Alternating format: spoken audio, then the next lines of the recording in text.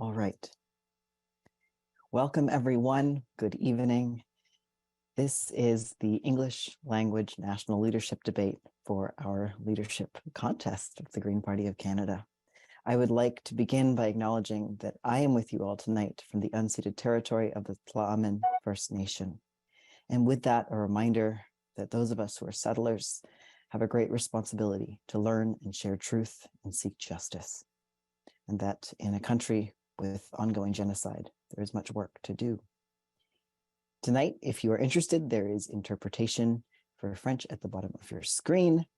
And also a reminder that the vote for the leadership contest opens on November 12th and ends in the middle of the day on November 19th. I am very excited to be passing on this role of leader of the Green Party to one of the 6 fantastic contestants that you're going to be hearing from tonight. I know that the party will be in good hands. We are in a party in a time of transformation, and that transformation is reflected in our society, in our planet. And so this is a very important moment for us in everything that we have to do for ourselves and everything that we are responsible to do for our country and for this amazing planet. With that, I would like to welcome our moderator, Chelsea Nash, who is the deputy editor of the Hill Times. Good luck to all of the contestants tonight. Good evening, everyone. Thank you for tuning in. As Amita said, my name is Chelsea Nash. I'm the deputy editor at the Hill Times newspaper. I'm very excited to be moderating tonight's debate as I join you virtually from our newsroom in downtown Ottawa. The format for this evening's debate consists of 2 rounds of panel-style discussions and 3 rounds of one-on-one debate. For the panel portion, candidates will appear in alphabetical order, and for the debates, candidates will go up against as many of their opponents as possible, but those who are running as co-leaders will not face off against one another. Each candidate has 2.5 minutes of extra time, which they can use at any point in the debate to either extend their time to answer a question or to interject with their rebuttal. Again, this extra time can be used at any time over the course of the debate, and candidates have been asked to raise their hand function on Zoom to indicate they want to interject and will be called upon by me after they have done so. Welcome to our candidates. They are in alphabetical order as follows: Sarah Gabrielle Baron, Simon Gnocchini-Messier, Anna Keenan, Elizabeth May, and Elizabeth is running for co-leadership with Jonathan Pedneault. And then we have Chad Walcott, who is also running for co-leadership with Anna Keenan, as you can see there side by side this evening. We are on a tight schedule, of course, so without further ado, we'll move on to opening statements.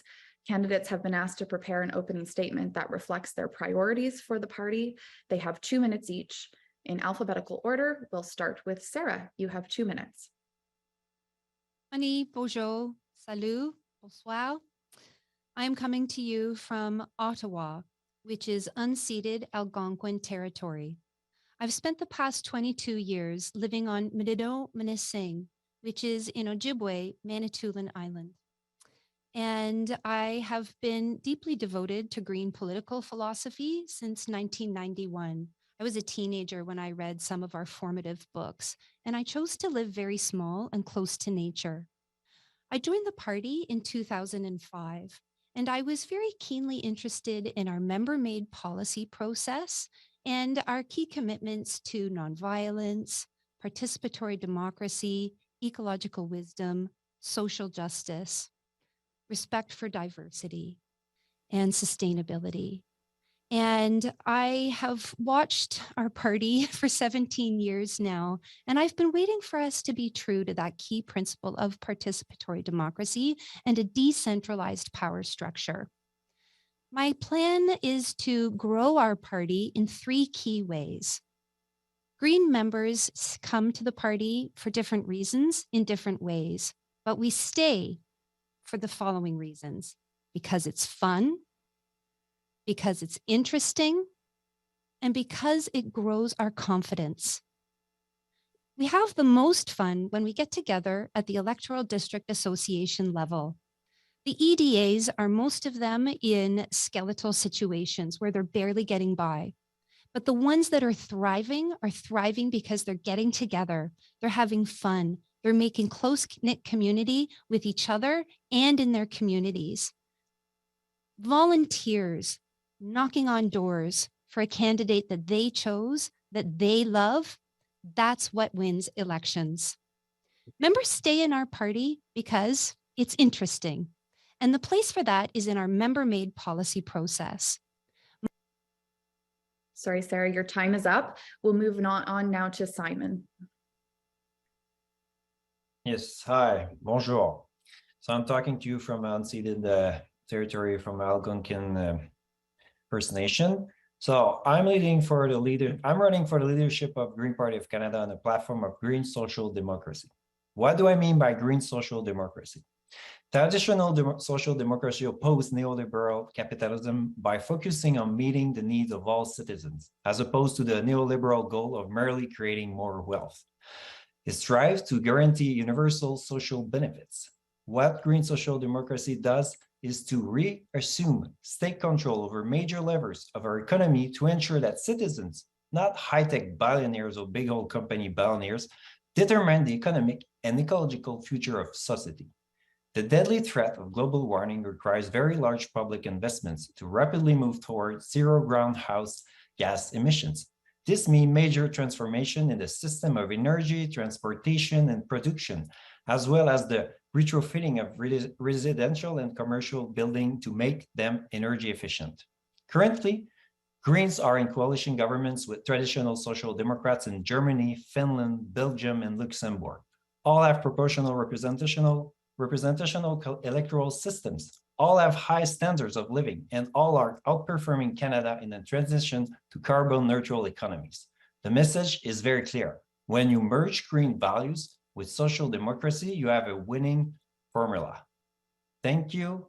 Merci. Miigwech. Great, thank you.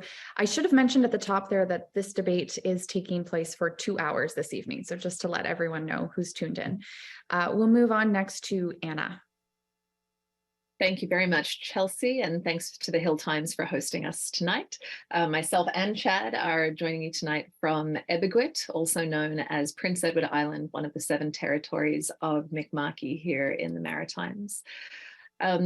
I come to this leadership race having committed myself to the environmental and climate movement in my teenage years. I'm originally from Australia, and I was first involved with the Australian Greens there. My career took me, after graduating with science and economic degrees in Australia, I started working on climate change action because I knew I didn't want to be just another scientist that politics was going to ignore on this critical issue of our time, the climate crisis. So I began working for international climate advocacy organizations. I worked in Europe for Greenpeace International for 5 years, and that's where I met my Canadian-born husband. Moved to Canada in 2013, originally to Montreal, and then to PEI. Where I've served as the president of the PEI Green Party, who are now, of course, official opposition here. And I've run in the last 2 federal elections, being in the top 6 candidates in the country both times. Where I believe the Green Party needs to position ourselves in Canadian democracy at this time is a party that can actually give hope, that is based in real solutions, and that is based in citizen empowerment and true democratic participation. I think when Canadians look at politics at the moment, the dominant feeling is a feeling of disappointment and frustration because we've been promised the world, but we're not actually seeing results in terms of progressive policies on climate change, on housing, on economic inequality, on healthcare. All of the key issues that citizens care about have actually gotten worse over the last 7 years. And then Pierre Poilievre is picking up those seeds of frustration and turning them to anger. We can respond instead of with anger, with love. And I think that's the primary value that the Greens bring forward. Excellent. Thank you, Anna. Elizabeth, you're next. You have 2 minutes. Thank you, Chelsea. I'm speaking to you today from the unceded traditional territory of the Lekwungen speaking people. I'm slightly outside of my riding on Wisanich territory. I have been involved in the Green movement since practically from the moment I could walk, but it's certainly since 1980 when I and a few colleagues decided that there should be a political party in Canada that spoke to issues of environment and anti-nuclear concerns. We were then the small party. Within 3 years, some of those who'd been involved, Trevor Hancock in particular, led us to create the Green Party in 1983. I have run as a Green Party federal candidate in 1 by-election, 5 general elections, 4 of them in which I led the party. And I left at the point that we had our biggest success ever with 3 elected MPs, a strong party with a good bank account. And I was sure that we had a great succession plan with so many terrific candidates running in the 2020 leadership race. Unlike that leadership race, I have to say this one is fantastic in that we are forming a team. I think that we all feel the same sense of solidarity that we want to see all of us elected to Parliament. My green values come from wanting to be effective, to see us be world leaders and change makers. I'll never forget what Petra Kelly, whom I had the honor to know, who was a founder of the German Greens, once said, which is, as Greens, we have to do the impossible, or we'll be forced to suffer through the unthinkable. I'm convinced there is hope and there is time. We may be standing on the very edge of too late, but we have time, and we must share a positive green vision and share the solutions with Canadians who are desperate to know that it's not too late. I am so honored to be running with Jonathan Pedneault, the youngest candidate in this race. I'm no point in denying it, the oldest candidate in this race, but with that comes experience and wisdom. And I hope you'll do me the honor of voting for Jonathan and me to lead the Green Party. Great. Thank you, Elizabeth. And we'll move on to Jonathan. Thank you, Chelsea. I'm joining you from Jojake, also known as Montreal, on the unceded territory of the Kanien'kehá:ka. No task can be more pressing for our generation, for my generation, than securing the possibility of a future. And Greens have a role to play, and it cannot wait.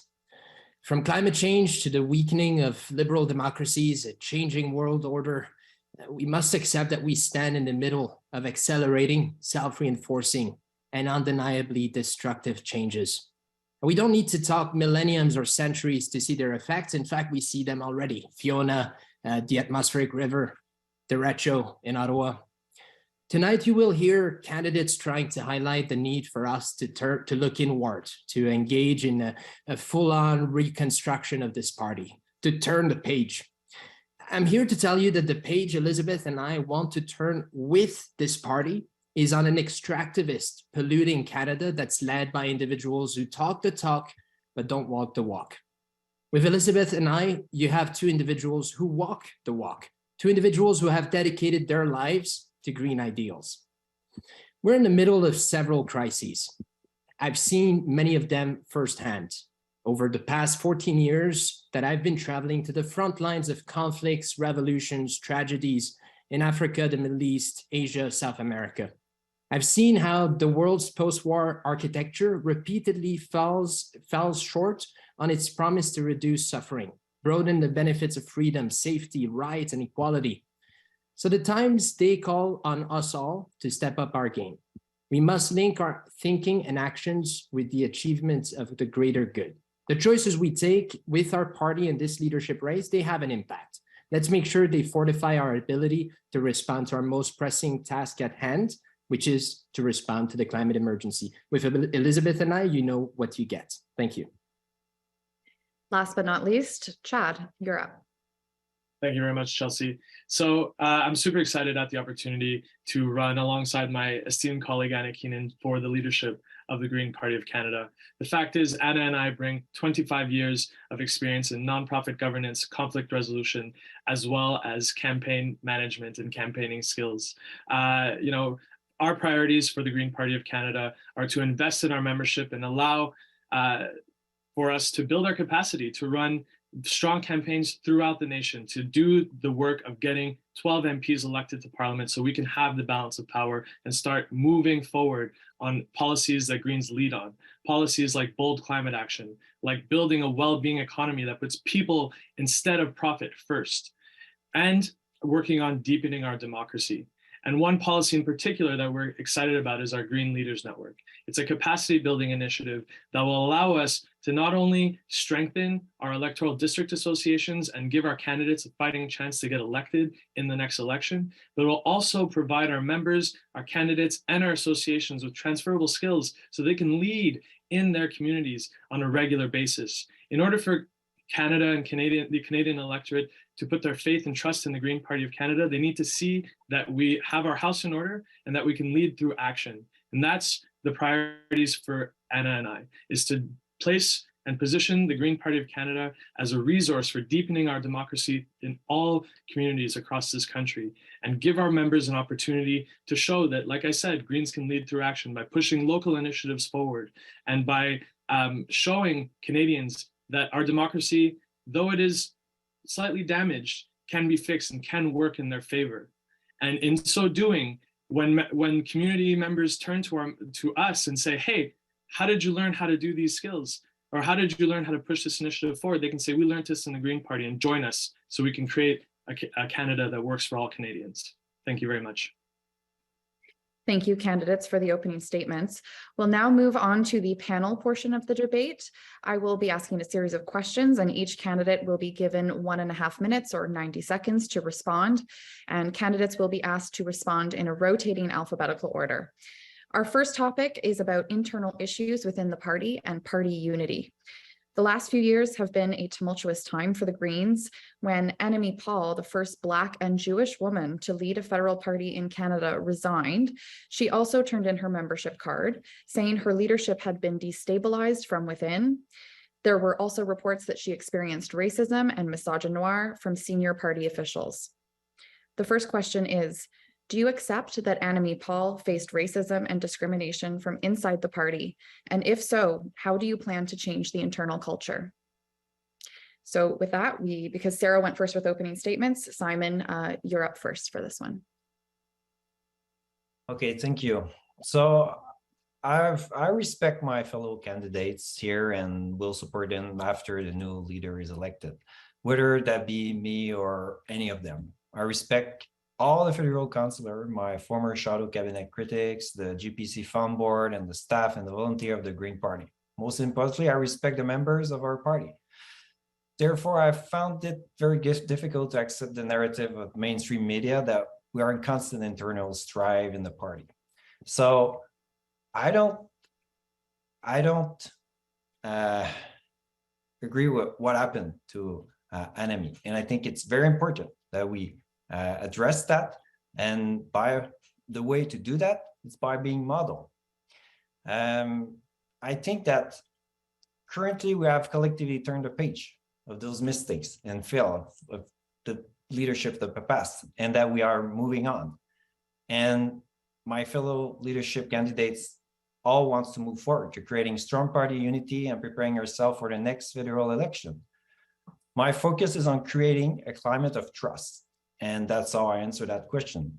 A climate of trust and tolerance and dissenting views within the party on a daily basis. I think that's the most important. I think that's the direction by being model. I believe that we can achieve a lot by acting as model for the 6 green value of. Okay, your time's up, Simon. Anna, you have 90 seconds.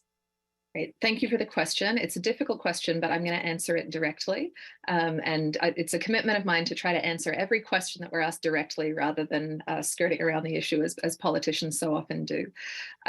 So to answer the question, I know, because I knocked on doors at the last election. I ran a stronger campaign than I had in the previous election last time. And I know that I know from what people told me at the doorsteps that half of the support that we lost in 2021 was people saying, you know what, I don't like your leader right now.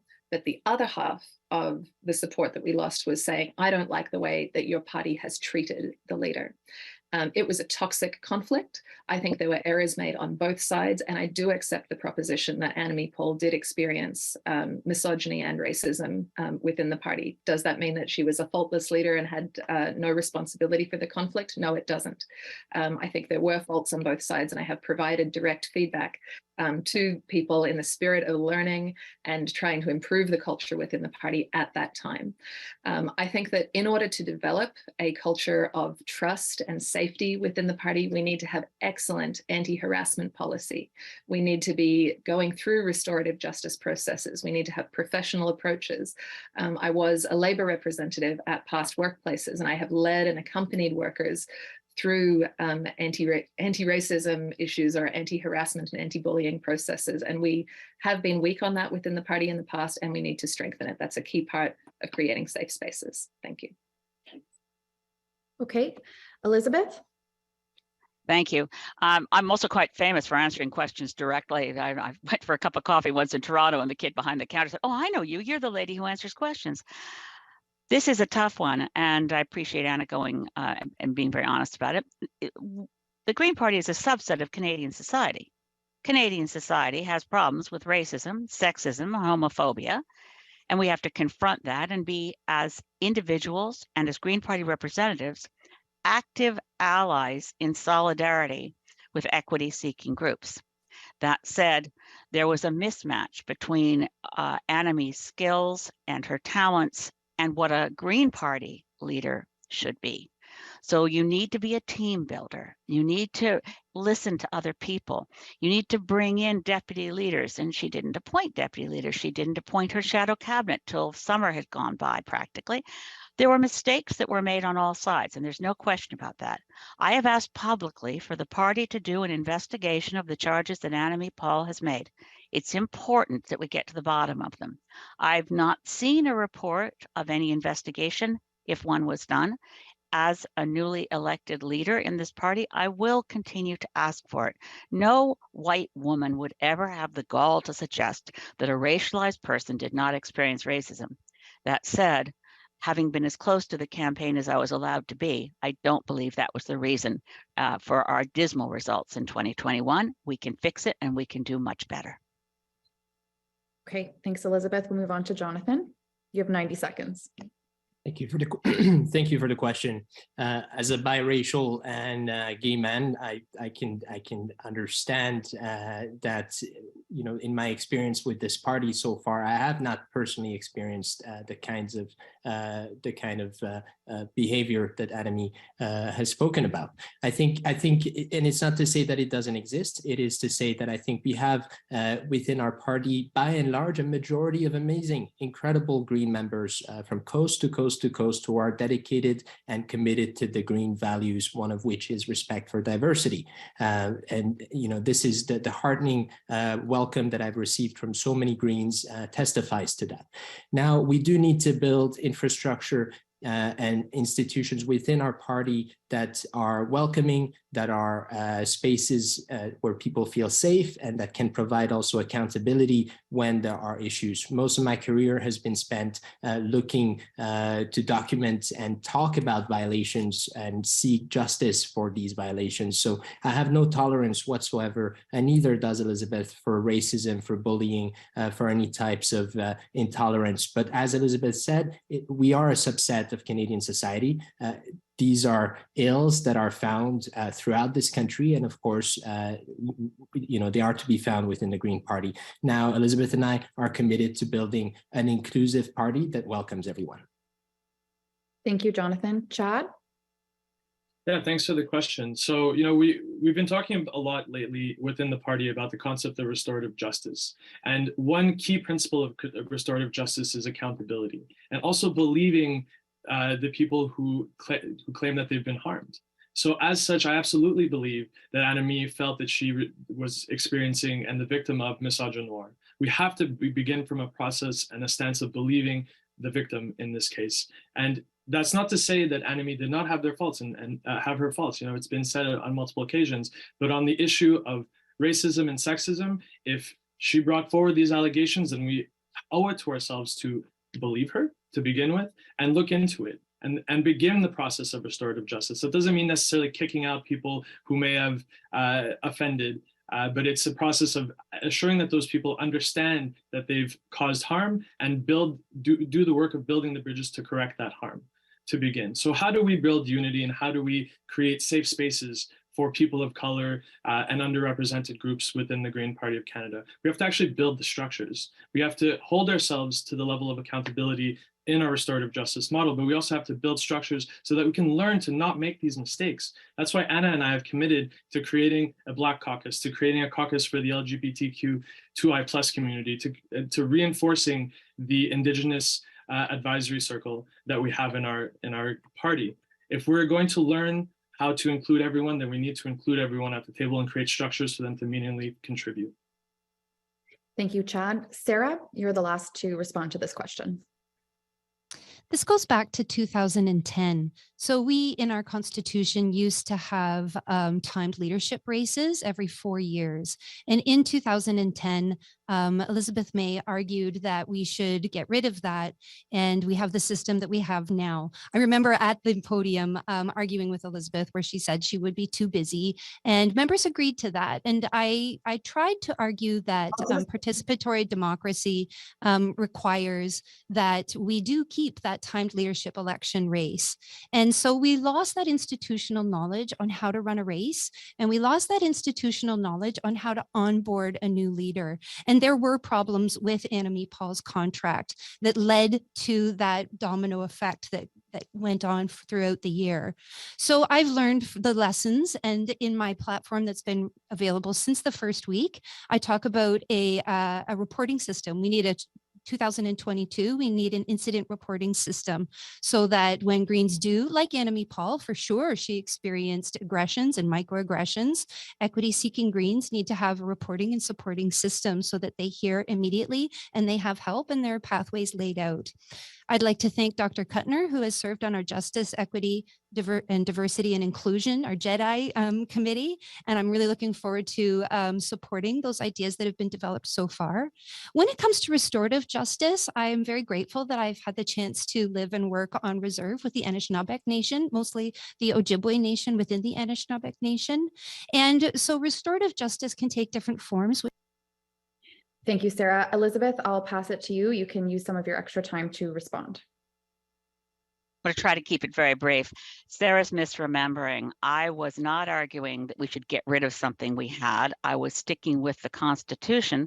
The constitutional changes have been made in relation to the leader's role by the members. I've never argued for anything different than what the Constitution says. The Constitution says after every election, there is a vote of the membership, whether there's confidence in the leader, and that is all that I was respecting, the existing Constitution.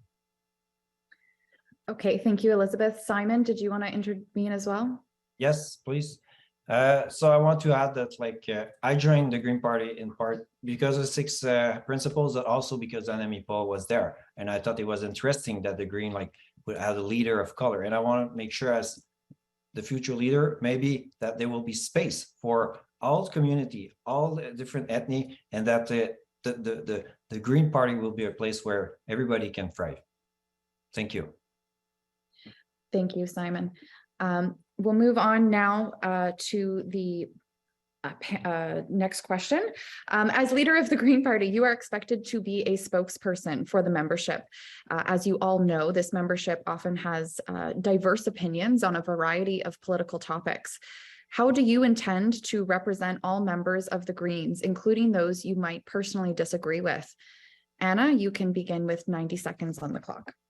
Great. Thank you very much. I love this question. I think it's true within any political party that there are different groups within the party. Sometimes they're called factions. In the Green Party, I just like to think of them as different groups of people that have slightly different philosophical orientations. And Chad and I have said since the very start of our campaign that whether you identify as primarily an eco-socialist or a traditional environmentalist or an intersectional progressive or an Indigenous activist, that there is a place for you in this party. It is the role of council and leadership to facilitate participation. It's not the role of a leader to pick and choose which groups they want to be dominant and to suppress participation of any voices. We want to support all voices to bring their proposed policies to the table at our general meetings and to hash out those ideas. I think it's really through the grassroots policy process that the policy of the party as a whole can be created, and it's through a dynamic interaction between all of the different, the slight variations of green philosophy that we're going to get to the best outcomes. So we are, inclusive. We are coalition builders. I think we speak the language of all of these different groups and understand where they're coming from, and we're not going to support the sort of factional behavior where we're trying to suppress the voices of any one of these groups. We're going to listen and learn from all of them. Elizabeth, 90 seconds. Thank you. Well, fortunately for me, with the experience I've had within the Green Party, it has only fortified my commitment to consensus decision-making. Consensus decision-making is a way of listening to everyone. You take your time and you work until you have achieved a literal consensus. That was my approach when all the activism I did as a grassroots organizer over decades was not to use Robert's Rules of Order. I have a whole chapter in my book, How to Save the World in Your Spare Time, on why groups that want to get anything done shouldn't use Robert's Rules of Order. And the green rules on consensus are part of our Constitution. And I've been in rooms where you've seen people with very strongly held views, and they are coming from different places. The job of a leader of the Green Party, unlike the other parties where they say top down, we enforce this, and otherwise there's no party discipline. You listen and you keep going around, and you go around and you say, if we move in this direction, does it give us consensus? I've been in rooms where we couldn't achieve consensus at a BGM, struck a different committee to go back and work on it more.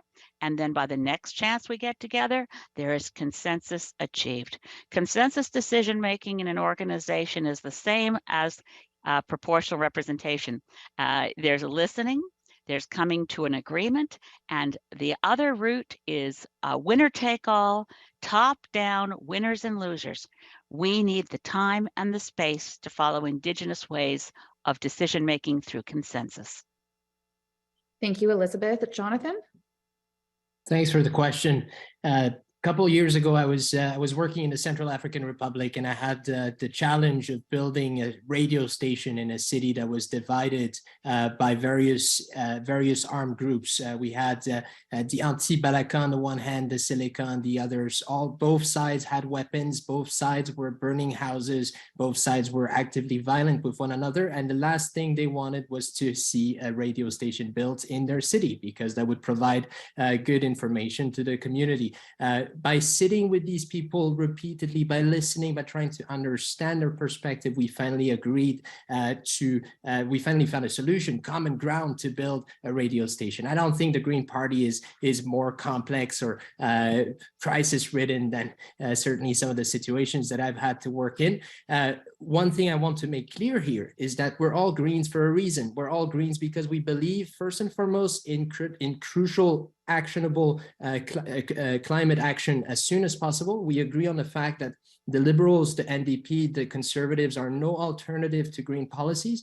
We have already established amazing policies. The other parties keep on stealing them. Let's focus on that. Let's make sure that we carry this message forward. Elizabeth has been doing that for so many years. I've been a spokesperson for organizations like Human Rights Watch and Amnesty International.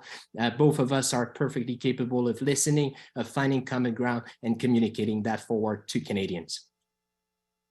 Thank you, Jonathan. Chad, 90 seconds. Perfect. Thank you very much.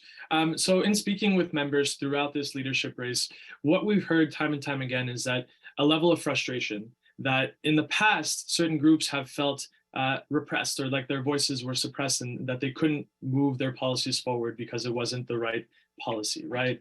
And so Anna and I have committed, as she mentioned before, to giving resources to everyone in the party to move their policies forward, to give them a chance to create that consensus, to make their arguments mainstream and put them into our policy platform. Because as leaders of the Green Party of Canada, our job is to speak to and advocate for the voted on party policies. And so our job as leaders, we believe, is to give every group the resources necessary to create a broad coalition for their ideas, workshop them so that they're palatable to a wide breadth of our membership, and to pass them at the regularly scheduled general assemblies. And that's something that we've committed to. It's something, work that I've done within the Quebec wing of the party for the past few years, helping for groups in animal rights move their advocacy forward, pushing to create more space and more bilingualism within the party inside the QPVC. So Anna and I are individuals who lead by example, and we put the policies that we believe in and the actions that we believe in forward through the actions that we take. We lead by example, and that's what we plan to do as leaders. Thank you. Sarah, you're next. Sarah? Thank you, Chelsea. Because this question gives me the opportunity to speak with Greens about the somewhat shocking dream world that the others are living in. Two leaders, two egos at the top does not magically a grassroots organization make. Get together of egos in person does not magically a grassroots organization make. Since the beginning, I've been talking about providing at least 3 nights a week, policy table talks where all members are invited, where your shadow cabinet representative will be available. I've been talking about green table talks that are philosophical in nature. And our first topic will be, what is eco-socialism? So the definitions of what is eco-socialism are different for everyone. And we need to get together and as a family, be bold and say, this is a new political philosophy that Greens are creating together. And so it's in those moments at conferences where that magic happens, and it shouldn't be relegated to the end of the weekend once every 2 years. We're going to be doing this at least 3 nights a week with my leadership office. So I live in the real world, the green world, that is truly grassroots. Okay, thank you, Sarah. And Simon, you're last. Yes,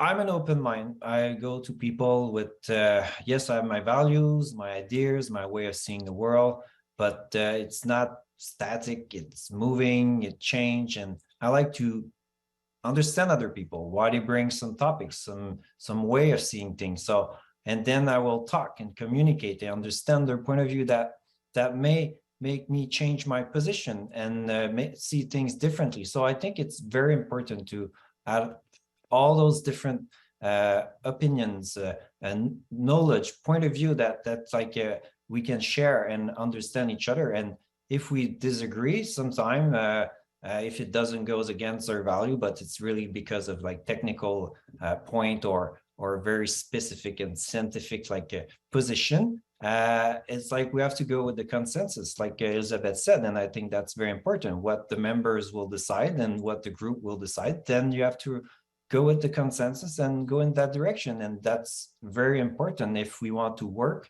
and grow and get more seats at the House of Commons. We need to understand that that's part of working together as a group. It's will happen. Disagreement happen all the time, and we need to make sure that we understand that there's no way to go and to do some trash. Okay, that's it for that topic. Let's talk now about the relevance and influence of the Green Party. As a result of recent reports of infighting, including as recently as during this leadership campaign, the Green Party's reputation as a credible alternative for voters has suffered. How do you intend to repair the reputation of the party and build trust with those outside your own party? Elizabeth, I'll turn to you to start us off. You have 90 seconds. For one thing, I can hit the ground running. I'm the only one of the candidates and a co-leadership team with Jonathan Pedneault, where Jonathan, in terms of our work, our sharing of that job sharing work, Jonathan will concentrate on working on the inside of the party to get our internal mechanisms working to make sure that together we get ourselves on a good solid financial footing. But look, I'm also in Parliament, where I found that the media is much less interested in what a former leader has to say in Parliament than a current leader, and current leaders who are not in Parliament are also not able to gain media traction. My goal is that, as I've seen, we've had 3 leaders since I stepped down, and the longer we go on without a leader who's in Parliament, we do become less relevant, and we need to be relevant immediately. As I said, hitting the ground running, we have some real opportunities here. We have a new executive director starting November 15th. We have a new president recently elected. We'll have a new leadership team very soon. And we also have a by-election in Mississauga, Lakeview, and May and Pedneault. I think Jonathan and my plan has been out for a while, but we're calling for an immediate retreat. We want to show our members and the Canadian public that we get together and we work well together. I think we should get together in Mississauga Lakeshore and canvass and put up signs for Mary and prove on the ground that we're back, we're effective, and we can get good voter turnout and solid support. Thank you, Elizabeth. Jonathan? Thank you for the question, and thank you, Elizabeth. You're hitting some of the points that I wanted to raise. Look, I think it's important that we also have and have an ability to showcase the crucial, how the climate emergency is already impacting Canadians throughout the country. That's something that Elizabeth does constantly in the House of Commons. I traveled to Magdalena Islands in Quebec after Fiona. I think it's crucial that we are able to be on the ground talking to Canadians. We don't have the luxury of waiting here to reestablish a new team to get people introduced to media and to Canadians. We need to hit the ground running as soon as possible so that we can effectively fundraise. We can get a good comms team that will support our action teams, and we need to get out there to attract good candidates who will be willing to run for us in the next election. That is crucial. Furthermore, I think we can and we have an opportunity to attract other members of parliament in Ottawa, people who are sitting day after day with Elizabeth, who see her in action, who trust her. We have chances of doing that if we select the right leadership, and that will be crucial for us to come in strongly and prepared for the next election. Okay, thank you, Jonathan. Chad? Thank you for the question, Chelsea. So we believe that the first step to rebuild the Green Party's relevance and the credibility of the Green Party is on November 19th to elect new leadership. We have to show that we're able to stand on our 2 feet and not move backwards, but instead move forwards with the Green Party of Canada. And part of rebuilding that credibility, in Anna and I's opinion, is to show that we can move the needle on issues that matter to Canadians and that other groups in civil society are working on already. The fact is, we don't need to reinvent the wheel on climate policy. We have many allies in the civil society and in nonprofit organizations that are working in the same direction that we are. We believe that if we put our efforts to raising their voices and raising their issues and help to move the needle forward with our partners in Parliament, working with Elizabeth and working with Mike Morris to push those things forward, we can show Canadians that we are a credible organization that can move important issues forward for Canadians. And to rebuild our coffers, we plan to reinvigorate our membership by getting our EDAs involved in that effort to push these campaigns forward and get our members to fundraise for those campaigns, to really raise awareness about the important climate policies that need to get moved forward and that need to be implemented. And I think that all parts of our team can be a part of that change. And that's how we begin the process of rebuilding credibility, through demonstrated action. Okay, thank you. And Sarah, you're next. My leadership represents a return to our roots. Ecological wisdom marries well with Indigenous teachings around 7 generations thinking, that we're not just focusing on the next election, we're focusing on 150 years in the future, 200 years in the future. What do those future generations need us to do now? They need us to create infrastructures around local food security. They need us to create infrastructures around small-scale energy resiliency. And I'm pleased to tell you that after speaking with thousands of members over the past 2 months, that Greens are leaders in our communities. We are creating the infrastructures that future generations need to survive and thrive. What we're missing is a leader's office that gives the collective the credit at every turn, that focuses on harvesting those leadership stories, that values our volunteer base. I'm representing a return to a rules-based order within the Green Party of Canada. First, our members create policy.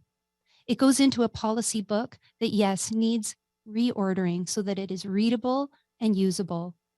Then your leader and their shadow cabinet curates that member policy book in a very transparent way that shows members what our election-ready platforms and planks are. And I have done that on my website, sarahgabriellebaron.ca. Then we get together. Thank you, Sarah. Simon, you're up next. Simon, sorry, I think I keep anglicizing your name. I apologize for that. Oh, you're muted. Sorry, no problem for the name. So I spoke recently to an acquaintance in Ontario who was strongly in favor of strong climate change action. I asked him if he would consider joining the Green Party of Canada. He said no, because he did not believe in single issue parties and had, in any case, always been an NDP supporter. I understand his point of view. I too was for more than 10 years with the NDP because I felt that it was the best vehicle to bring social democracy in Canada. I joined the Green Party of Canada because I felt that the NPD was ignoring the urgency of climate change action and because it was diluting its effort to achieve social democracy for the sake of sharing power with the Liberals. I believe that the only path to making the Green Party of Canada relevant to Canadians is to offer them a full slate environmental and social democratic policies. The party failed in previous election largely because, apart from our focus on the environment, voters could not figure out where we were on other issues. And in this regard, the election slogan, not left, not right, but forward, confused them even more. Canadians, especially in my own province of Quebec, want a credible party of the left to offer them policies to combat dystopian capitalism while fighting climate change. To be relevant in the next federal election, we should run on a crystal clear platform of green social democracy. Okay, thank you, Simon. And Jonathan, you raised your hand. Did you want to intervene? Yeah, just as a rebuttal, quick rebuttal. Firstly, to Simon, if I had met your friend, I would say, and I would have responded that the Greens actually have a lot of policies on a number of social issues, and in fact, we are the ones who keep saying and hammering that the environment touches on everything, the economy, our health, our education. So it's crucial that we have people who are able to defend our policies as much as possible. Now, just briefly to touch on what Chad was saying, renewal, electing new leaders. We need to show the Canadian public that we have the maturity, first and foremost, to understand that we need to get out of a crisis, that we need to have a leader who sits in Parliament. And as to renewal, I'm 32 years old. I'm the single one here who has never been involved in politics the way most of the other candidates have. So I think we need to clearly look at renewal where it is also to be found. Thank you. Thank you. And last, we'll give some time to Anna to answer the question. Great, thank you. The question was, how do we rebuild the party's credibility in the eyes of the Canadian public? And I think that we need a strong, and Chad and I believe we need a strong focus on cleaning up our internal governance. We've got to get our act together. We can't just jump straight to the external without demonstrating to the Canadian public, not just telling, but really doing the work, strengthening the governance systems and showing that we have changed. Once we have done that work, we can begin to succeed in the sorts of focused issue-based campaigns that I believe Mike Morris is doing an incredible job in Parliament of representing exactly what it means to be a very effective and focused MP, not commenting on it every single issue and reacting as it comes up in the media, but he has really cut through on the Canada Disability Benefit campaign that he has focused on and run. And of course, Elizabeth has been a big supporter in that over the last 6 months. He's worked across the aisle. He's gathered a parliamentary petition. He's brought together people from all 4 parties, and it passed second reading unanimously. He's been lifting up the voices of civil society advocates. He's been educating all of us on what is the Canada Disability Benefit and how could it make a difference. And that work is an example of a short-term change that is going to make a difference for 40% of Canadians who live in poverty, but it's also driving towards that long-term or radical vision that Greens hold of a universal basic income. Thank you, Anna. Elizabeth, you have some rebuttal time left, so please go ahead. it's not so much a rebuttal. It's just to say, absolutely, Mike is doing a fantastic job and I love working with him, but he's doing it because he's a parliamentarian. He's in Parliament. We need to be able to build on that. And he hasn't just focused on the disability benefit. Mike's been doing great work as well on housing, as well as on climate, as well as on looking at the fraud that is carbon capture and storage.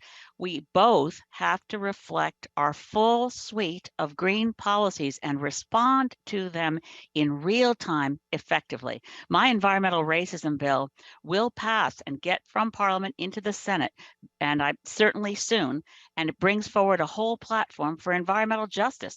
We are effective, we focus, we do the work, and the work happens in Parliament, but not to the credit of one or two individuals. It's a whole team and its members across the country who encourage and who ask us to take up the challenge of issues they care about. Okay, thank you, Elizabeth. Simon, you have some time left to rebut as well. Yes, Jonathan, I just wanted to add, we need to listen to people, what their worry, what they want, and where they are politically. And then after, I don't argue with them. I share information, opinions, our policies, but I don't argue with people. Okay, thank you. With that, we'll move on to the next question. I had my hand raised for moving some of my rebuttal time here. Oh, I'm sorry, I didn't see it there. Yeah, so I apologize for that. Go ahead, Anna. No problem. Thank you. This is to rebut some of the points that Elizabeth made in her very first intervention on this question. Elizabeth is going to be in Parliament anyway, regardless of who wins the leadership. And we are committed to work extremely well with her and with Mike, should we win the leadership. And it is part of creating that aligned strategy to work very closely with caucus. And I understand that that was not done under our previous permanent leader. And I think that that's a real shame. I do think it is a mistake to task a new co-leader in Jonathan, with respect to Jonathan, who has not run in an election before and who is new to the party, with the work of internal rebuilding, to say that you would focus on external and he would focus on internal. I think that electoral experience really matters, and I would love to see Jonathan run and learn what it takes to succeed in an election. I also think it's a little naive to run a retreat for council 2 weeks after being elected. That sounds like it wouldn't be a very well-prepared retreat. And so we've got a little bit more of a realistic approach in our own 6-month plan, which was the first 6-month plan published amongst all of the campaigns in this race. Okay, I believe Sarah raised your hand. Go ahead, Sarah, and then we'll go to Jonathan again. Go ahead, Sarah. Sorry, I was just trying to unmute there. It's a little bit sticky. We would gain a lot of credibility if May Pedneault was elected our 3rd MP. And I've been out canvassing with her twice, and she has a real chance, because the messaging is that for once, citizens in Mississauga Lakeshore get to vote with their heart. They don't have to vote strategically. So Greens, if you're listening, please get out there. And I do believe that our credibility will increase if we have the leader's office that provides the electoral district associations with monthly media templates, so that they're constantly exercising that muscle on how to communicate with the media. And those media releases need to have cohesive political messaging. They need to be based on our policy one-pagers that we co-create with our shadow cabinet.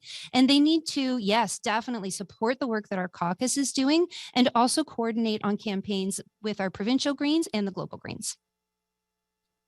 And Jonathan, please go ahead. Thank you. Well, as it happens, Anna, I am running a campaign at the moment, so I do have some campaign expertise and experience. But I'd like to hear from you guys at some point when you have a chance to respond. How exactly would you manage leading the party from outside the parliament? Because leading the party does require having an ability to engage with the prime minister, with the other party leaders who all sit in parliament. So if we do want to have the credibility that this party deserves, I think we should have someone who is actually sitting with the MPs and has a chance to discuss with them constantly on a daily basis, and a basis of trust. Okay, Chad, we'll go to you. Yeah, thank you. We have that person. We have Mike Morris and we have Elizabeth May, who are inside Parliament and inside the House of Commons. So that is great, and we'll fully rely on them for our internal discussions in the House of Commons. But the fact is, Anna and I have 25 years of experience pushing policy successfully from outside the government. We know exactly where the pressure points are and how to push them to get results for the demographics that we work for, whether it's Anna working for 350.org or pushing for proportional representation, whether it was me fighting for rights of English-speaking workers in Quebec or fighting for the rights of students back in 2011, 2012. We know exactly how to put pressure on the government to get them to move in the direction that we need. And we believe in diversity of tactics. You need pressure inside and out. And we look very much forward to collaborating with Elizabeth and Mike Morris to make sure that they can put the pressure where it needs to be inside of Parliament by supporting them as leaders should. Thank you. Okay, and Elizabeth, one more. You only have just quickly, I'll just say that the role of a former leader and MP, and I did try to talk Mike into running this, I think that the leader of the party needs to be in Parliament. Mike didn't want to do it. I felt I had to do it, not just because of the role that Jonathan and I can play in rebuilding, but because of the urgency of the climate crisis. And we are not, a leader who's outside Parliament is just not going to be as effective. And I know that we can actually go into the next election with more sitting MPs than we have now if members put their trust and their faith in our team. Okay. And Anna, back to you. Very briefly. Chad and I, if we are elected into the leadership of this party, we will very quickly be leaders in Parliament. Just watch us. All right. Seeing no more interventions, I think we'll move on. We're safe to move on to the next question. So the fact of the matter is any organization's ability to fundraise is an existential matter. Fundraising is a major challenge for the Green Party right now and impacts its ability to run effective campaigns, whether that be advocacy related or political campaigns. What do you think the party needs to do to improve its fundraising operations, and how will you support this as leader? We'll begin with Jonathan this time around. Jonathan, you have 90 seconds. Well, first and foremost, I'd say it's not by starting by taking a break, as Anna and Chad are suggesting they do right after this election. We have December, the month of December, which is traditionally our strongest month on fundraising. Elizabeth and I have already done pretty well on fundraising, raising up to 60, probably more than 60% of the total amount of money that's been raised by leadership contestants so far. And we've done that because we have contacts, because Elizabeth is a known figure, is a known quantity by so many Canadians. She inspires trust. She is known, and that does help us as a party. We do need to actively, urgently fundraise as much as we can so that we can actually pay for all of these beautiful ideas that we do have.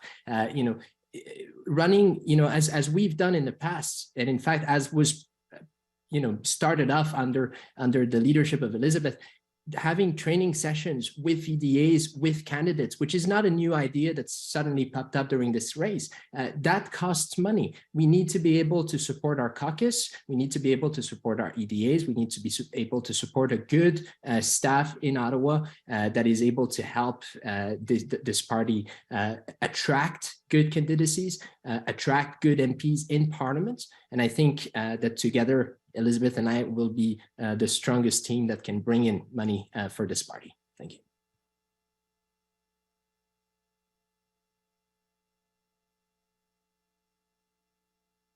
I think you're on mute, but I think it's my turn, so I'll just go ahead. So perfect. I just want to correct one thing that Jonathan said.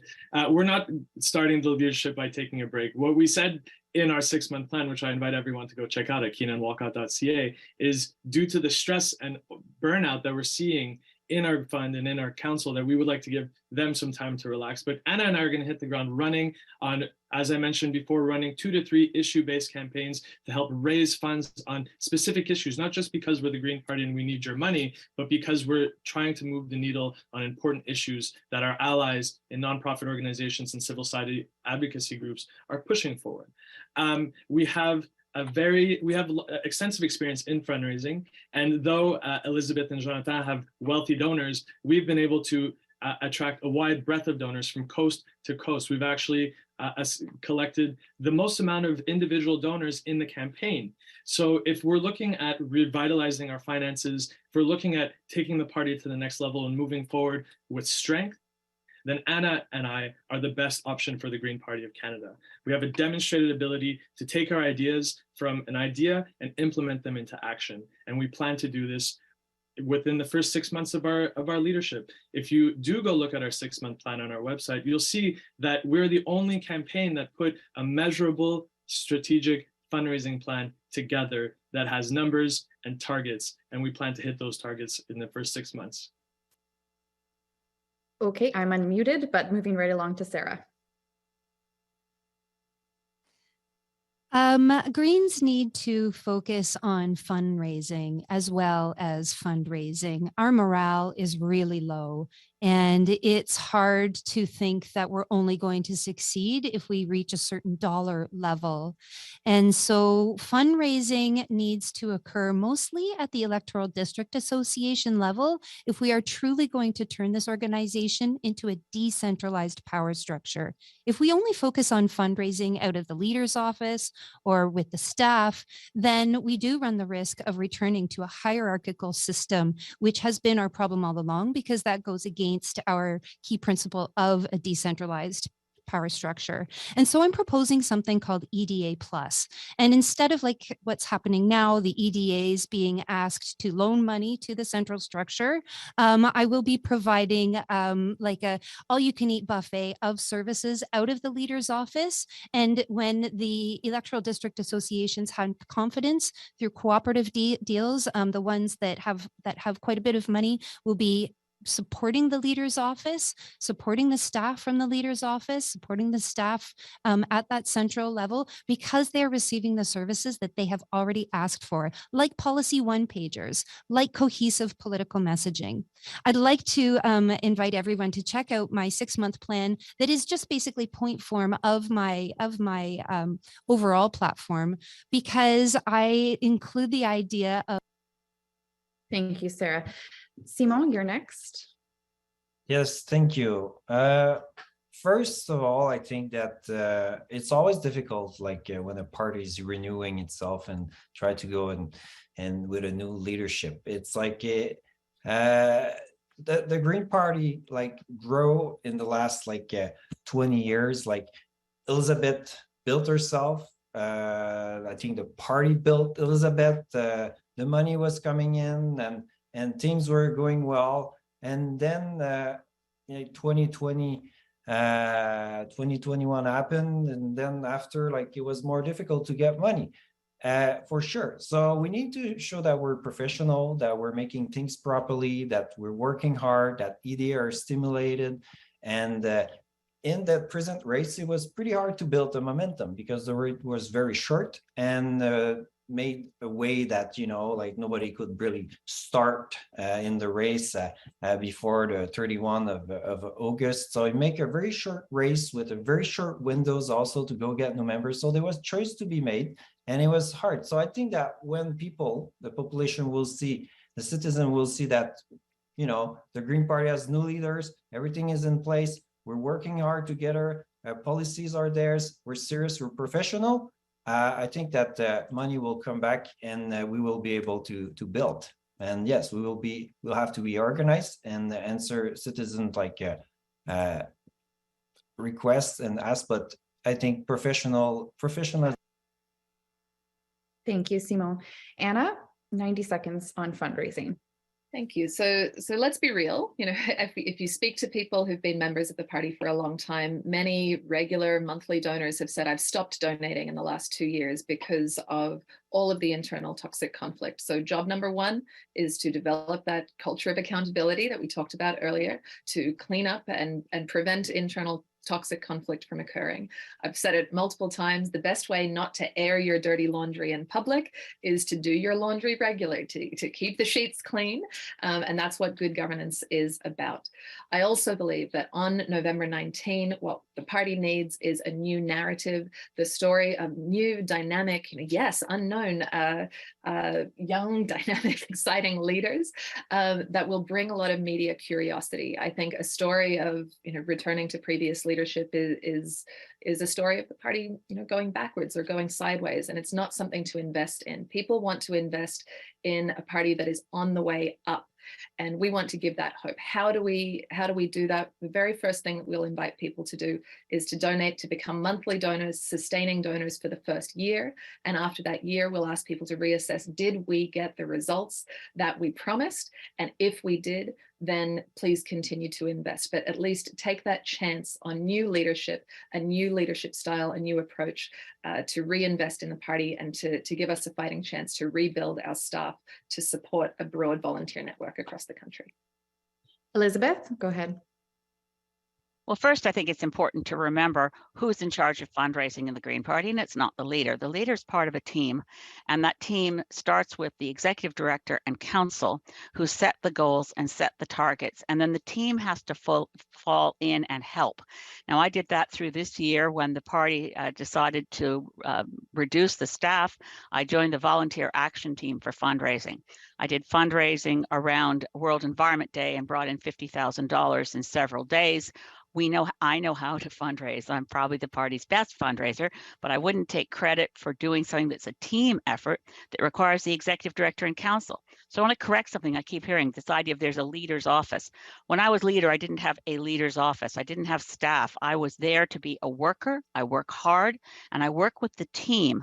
And the team is the council and the fund. And the first thing, and you'll see it in Jonathan in my 6-month plan, let's get a drill down on the financial situation. I don't have those numbers yet. I look forward to getting elected as leader with Jonathan and being able to have access to see where we really are financially. We need to use the month of December. And yes, I'm sorry to say it, Jonathan's absolutely right. December is our biggest fundraising month for a reason. People see the tax deadline looming, December 31st, and they make their donations then. We can't afford to let December go by because it seems too soon to pull everybody together for a retreat. It's exactly the right time, and December 12th is voting day. Okay, thank you, Elizabeth. Did I see someone had raised their hand to make an intervention there? Yeah, I thought about it, then I put it down. I'll put it back up. Jonathan mentioned that as of the last reporting that the team, Elizabeth, May and Jonathan, had raised the most money, and that is true. The second team was the two of us, and we are competing and noting the very significant difference in national profile. I think that that's actually quite significant to notice. We've brought in more donors at a lower dollar value across the country, and they represent new donors, not people who've been long-standing. So this is a chance for us to grow, and considering that Elizabeth has 1,000 times the number of Twitter followers than we do, I think we are proving our own, and that we're coming into our own as leaders already. Okay, Jonathan, go ahead. Very briefly, we also brought in new donors. Yes, you have more donors, but 50 perhaps. So let's just be clear on that. And then to finish, you talk about having costed ambitions on your plan for the first 6 months. You had costed ambitions for your campaign at the very beginning, which were of $200,000, and I don't think you raised that much. So I think we need to be realistic here. Elizabeth and I are that team. We have that experience, we have the contacts, and we can bring this party forward. Thank you, Jonathan. We'll move on now to the one-on-one portion of the debate. So basically, we're going to be starting with climate policy as the topic to dive in here. During this part of the debate, two candidates will face off against one another. Each has 1 minute to respond to the question and then 30 seconds to rebut. Climate policy is obviously the bread and butter of the Green Party, but it's no longer the only political party concerned about climate. What do you see as the biggest difference between green climate policy and that of the other federal parties is the question. And we'll start with debate between Chad and Sarah, and we'll give Chad the first word. So Chad, you have 1 minute to respond. Sarah, you will have another minute to respond to the question, and then you will each be given 30 seconds after that. So Chad, go ahead. Perfect. So the Green Party does lead on bold climate action and climate policy. Other parties love to cherry pick our ideas and wave them in front of the Canadian electorate every 4 years. But the fact of the matter is they take our policies and they throw them on the back burner, and they do not implement them. The Green Party of Canada still has a place in Canadian politics because we are the only party willing to actually push to implement our bold climate action policies. We're the only party that's willing to stand up to the fossil fuel industry and propose regulation and taxation so we can take those dollars and reinvest them in our communities to tackle the housing crisis, to tackle the health crisis. So Greens are absolutely still have their place in Canadian politics. And we still have a lot of potential to reach, whereas the other parties are stagnating and they're not doing the things that are necessary to address the crises that we face at this time. We need to take two tracks. We need to support Elizabeth because she is a world leader in the House of Commons on the IPCC and the legalities around that. However, we need a grassroots leader who recognizes that Greens on the ground are already leaders in our communities around creating the infrastructures that future generations need. We need a small scale energy resiliency work group that gets together weekly. And it is shocking that the other parties have not yet created a national food security mandate. Greens are experts in this field. It is our superpower. And we will be getting together at least once a week to talk about creating a national food security mandate that is climate change ready.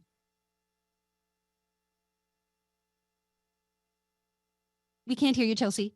Sorry about that. Chad, you have 30 seconds to respond in kind. Perfect. I don't often agree with my competitors over here, but I'll agree with Sarah that we do need to reimagine our energy policy. But the fact of the matter is simply getting together once a week to talk about these things is not going to move the needle on it. We need to be investing in our local associations to give them the capacity to be leaders in their communities and build other leaders within their community. It can't just be an internal Green Party process. We need to include the rest of society. We need to lead in our communities through action. So yes, that's what I'm getting at, Chad. Talking about policies is great, but we need to do the work of creating capacity and showing our members and our EDAs and our. Okay, and Sarah, you have 30 seconds to respond. That's exactly what I'm getting at, Chad, is that we are already leaders in our communities, but we're not communicating with the leader's office so that on the national stage, I can champion that. And that's the missing link in our communication. The Green Party needs to become an organism that is always fed from the grassroots up and a leader's office that champions those stories. Okay. All right. So next up for our one-on-one is. Sorry, Chelsea, do you mind if I get a quick? Oh, yes, I'm sorry. I can't. Yes. Yeah, the hand is white, so it's not very obvious. I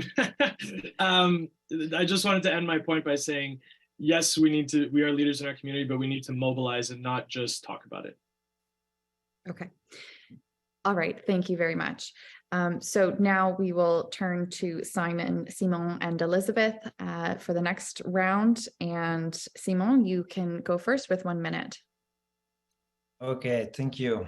So the Greens are relevant on that issue, on that topics for more than one reason. The Liberals are totally schizophrenic. The NDP is just talking about the dental plan.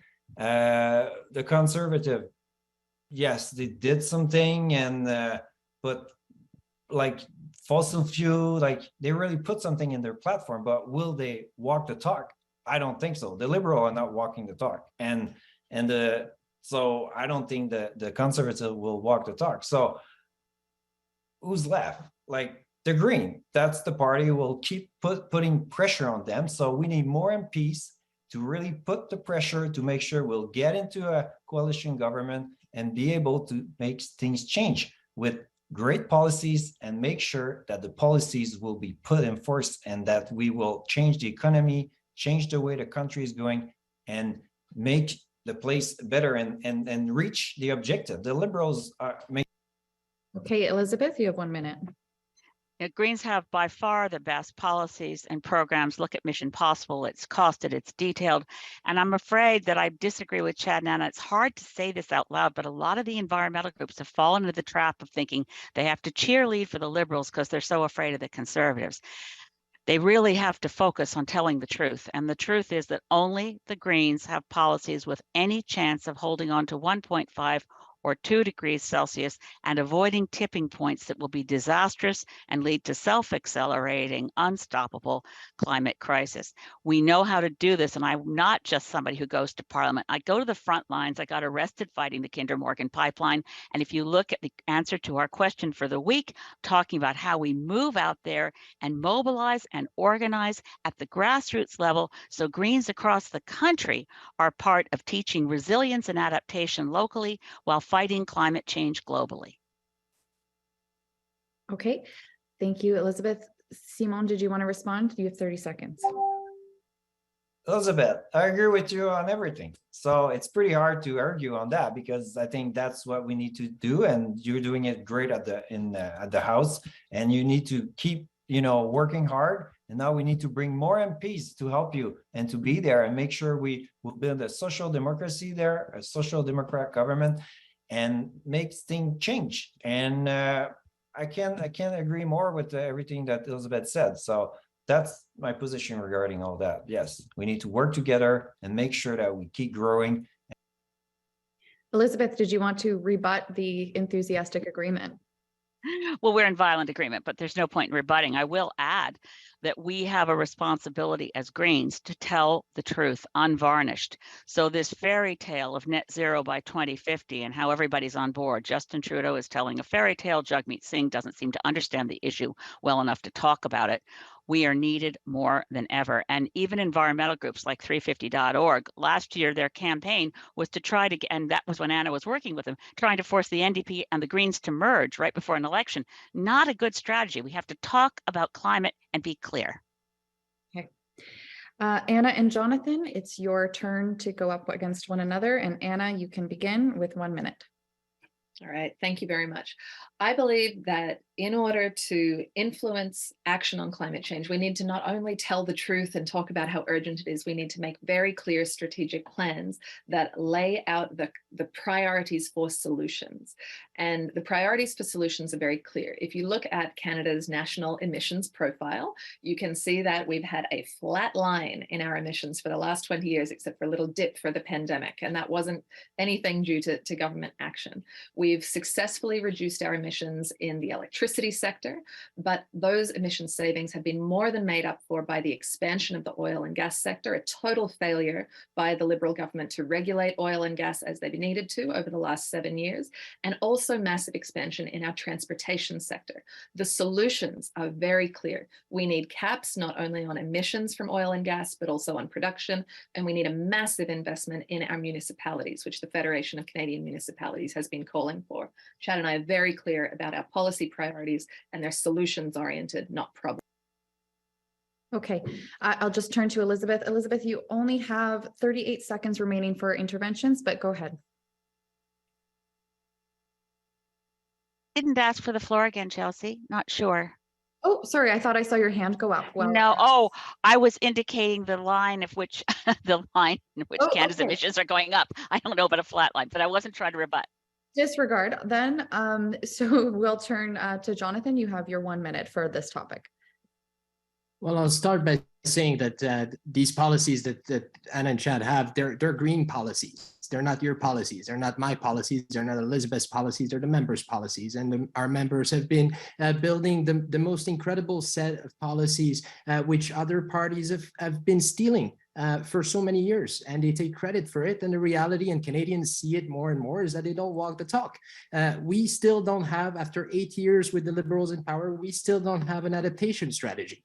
And we just had Fiona recently. We just had Canadians from coast to coast faced by extreme weather events, and our government is telling us that we have to wait until November. Well, we are in November before we see an adaptation strategy that probably won't start that they say won't start being implemented before 2030. I don't see that as being them taking the climate seriously. We are the party that takes climate seriously, but we also need to implement a PR, proportional representation, as soon as possible so that we have an inclusive democracy that will be able to face these crises that are coming our way.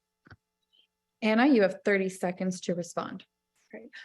Of course, the the policies that Chad and I are prioritizing are member-driven policies, but it's also the role of the leader to choose how to communicate those policies to the Canadian public. And Chad and I are proposing a focus on the biggest ticket items that are the items that will resonate with the Canadian population now. We know that for effective communication, we need to choose a priority focus, and we need to repeat that message over and over and over until it gets through the Canadian population and they join us in their advocacy and raise the pressure to actually get those changes implemented.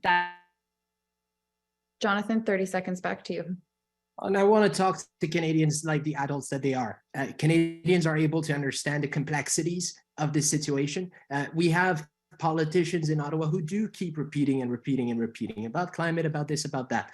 We are, and Elizabeth is a prime example of that. She gives complex, sometimes long-winded answers to very short questions, but that is exactly what makes the difference between us and the Liberals and the Conservatives. We are policy-minded, we are detailed-oriented, and we will continue to do that work in Ottawa as effectively as was done before.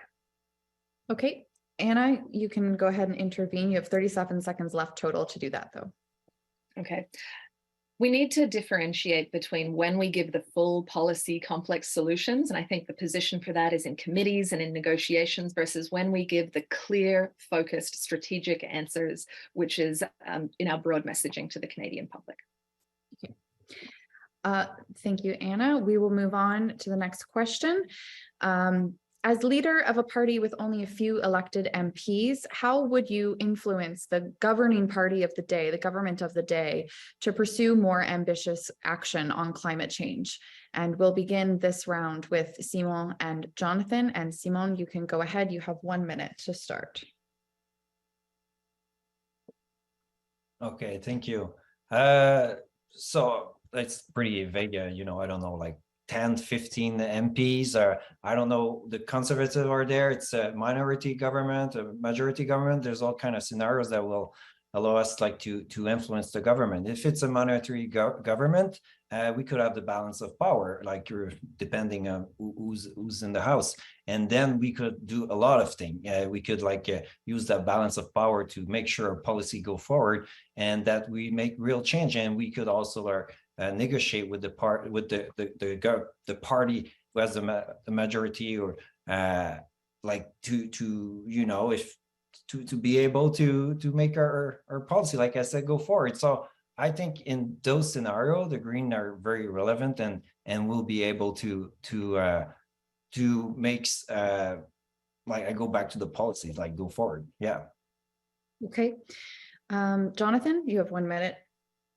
No, I would like you to imagine being a backbencher MP for the Liberals or the NDP, being muzzled all the time, coming into politics with ideals, with an ideal to change Canada, to change the world, to have more influence on climate action, and seeing your government, in fact, seeing your Minister of the Environment, who's a former environmental activist, come into this government and you know, give new licenses to the oil industry. I think there is a lot of discontent on the benches of other parties, and we can provide a stable house for them if we select the right leadership, if we have a leader who is in the house, who's able to attract and also make assurances to these MPs, because no MP is going to join a boat that, you know, where they don't know who the captain is, or where the boat appears or appeared recently to be going down, but may not. So I think it's crucial that we have a strong team with someone in Ottawa right now to have these discussions to increase the pressure on the government of the day.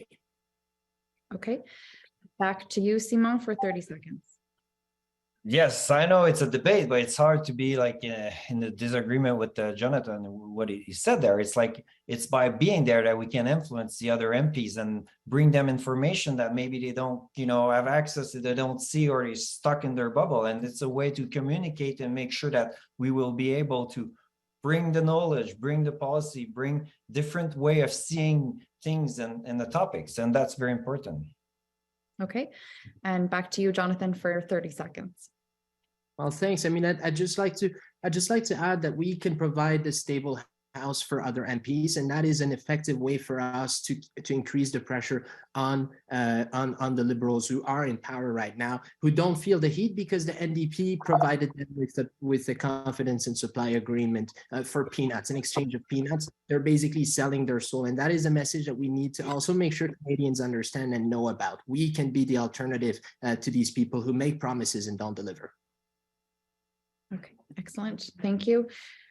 Jonathan and Simon. Next up, Anna and Sarah. Anna, you have 1 minute to talk about how you would influence the government of the day on climate action. Great. As Chad mentioned earlier, both Chad and I have a lot of experience running campaigns that influences the government of the day from the outside, and often that's been done in collaboration with people who are within the rail as well. You need to know who your allies are in Parliament, and in our case, our allies before we are elected as MPs would be very clear. I think there's 4 prongs of a strategy for influencing the government of the day. One is building citizen pressure by building movements outside of Parliament, making sure that as many people as possible know what the demands are and are voicing those demands loudly and in concert. Secondly, diplomatic influence across party lines, having those one-on-one discussions and to know what your numbers are for the votes that are going to be taking place in Parliament. Third is growing our electoral power by ensuring we have 60 to 100 high ambition campaigns in our district associations across the country. And fourth is framing the debate in public media in ways that lead the debate and force other parties to respond rather than the other way around. Thank you. Sarah, you have your 1 minute. Who is at the forefront of holding this government accountable? Indigenous nations are at the forefront of holding this government accountable. We don't need to pull policy out of our hats. Members told us what they think is most important. Protect old growth forests. Government, an independent oversight panel of the RCMP. Supporting the Wet'suwet'en. What is ecocide? We need to all understand it because our membership overwhelmingly voted that we need to stop ecocide. It's taking that 7 generations thinking of the future and embedding it into our legal systems. Young people are suing the Doug Ford government for ransoming their future for profit today. We need to be election ready, and that means providing policy one-pagers to our candidates that we co-create based on that process. We need a rules-based system that is embedded in our Constitution, and we haven't done it yet. Thank you, Sarah. And Anna, did you want to respond? Yeah, sure. One of the things that I most appreciate about Sarah's voice in this race is her very strong advocacy for the Indigenous communities across the country, and that's from a history of her work on Manitoulin Island, and I deeply appreciate that. I agree, and we need to support civil society voices and Indigenous voices in bringing forward the issues that they are so passionate about. I think the old growth protection, and especially what's happening now in Fairy Creek, is a beautiful example of where there's a local fight that's on the ground. And back to you, Sarah, for 30 seconds. And I'd just like to say that those policy one-pagers was a directive that came from the EDA Revitalization Project of 2021 that I was deeply involved in. I've been a grassroots Green for over a decade now, and I'm supporting what we are already doing. Okay, great. So we'll move on finally to Elizabeth and Chad for this question, which is, again, just as a reminder, how would you influence the governing party of the day to pursue more ambitious action on climate change? Elizabeth, you can kick it off with 1 minute. Well, the reason I'm running in this leadership race is exactly that. I realized I wasn't effective as a member of Parliament without having the additional clout and the traction one gets in the national media as leader of the Green Party. And I didn't want to repeat my experience in the structural weaknesses of the party, which is why I hope that our membership will also support the move that of the 6 candidates, 4 of us think we need, which is to move towards co-leadership. I'm absolutely certain that we can get more action out of the current Liberal government if they feel some pain. Right now, they're on cruise control thanks to the NDP and the confidence supply agreement with very little in return and nothing specific on climate. I've said to some of my NDP friends, you guys used to say you're going to hold the government's feet to the fire. Well, now you're threatening them with the comfy chair. We're coming at you with the comfy chair. I mean, we need as Greens to get those discontented other members across the aisle to join us and sit as Greens. Chad, your 1 minute. Perfect. Thank you very much. Anna and I, as we mentioned on multiple occasions, we know how to put pressure on governments. We've done it in the past. I did it to the Liberals in Quebec back in 2011, 2012, and I'm ready to do it to the Liberals now. But we do that by empowering our grassroots mobilizers in communities across the country to create movements for change in their communities and put pressure on individual MPs. And Jonathan mentioned before the relationships that Elizabeth has with members in the House of Commons. We also have those relationships with members in the House of Commons, and we can also attract them to cross the aisle or work in collaboration with them to put pressure within their own party. In our roles in our nonprofit in the past, we've had to deal directly with MPs and push and convince them to take our policies and put them into action. And it's something that we will absolutely continue to do, especially with strong MPs like Mike Morris in Parliament, as well as Elizabeth May. So it's a team effort. Elizabeth, 30 seconds to respond. Just to remind people, before I ever joined the Green Party of Canada, I had 2 decades of experience in grassroots organizing and working within the Sierra Club of Canada. I'd already received the Officer of the Order of Canada Award for my work as an environmental grassroots activist. That's what brought me to the Green Party of Canada. And we do need to make that difference that gets the Liberals to look at the IPCC advice and realize that their policies are off track. They are on track, as Antonio Guterres said, to the highway to climate hell. Oh, Chelsea, we can't hear you. Back to you, Chad. Sorry. Yeah, thank you. Yeah, and with all due respect, Elizabeth, we know that you had your roots in grassroots organizing, but over time it seems you may have forgotten those roots, because we have not seen the grassroots organizing within the Green Party of Canada. Jonathan mentioned EDA empowerment. We have not seen EDA empowerment under your leadership, which is why our EDAs are kind of lost and spinning their wheels. We need to do the work of reinvesting and renewing the strength of our party in Parliament and inside of our party at the grassroots level. Okay, Elizabeth, you have 38 seconds remaining on your intervention time, so please go ahead.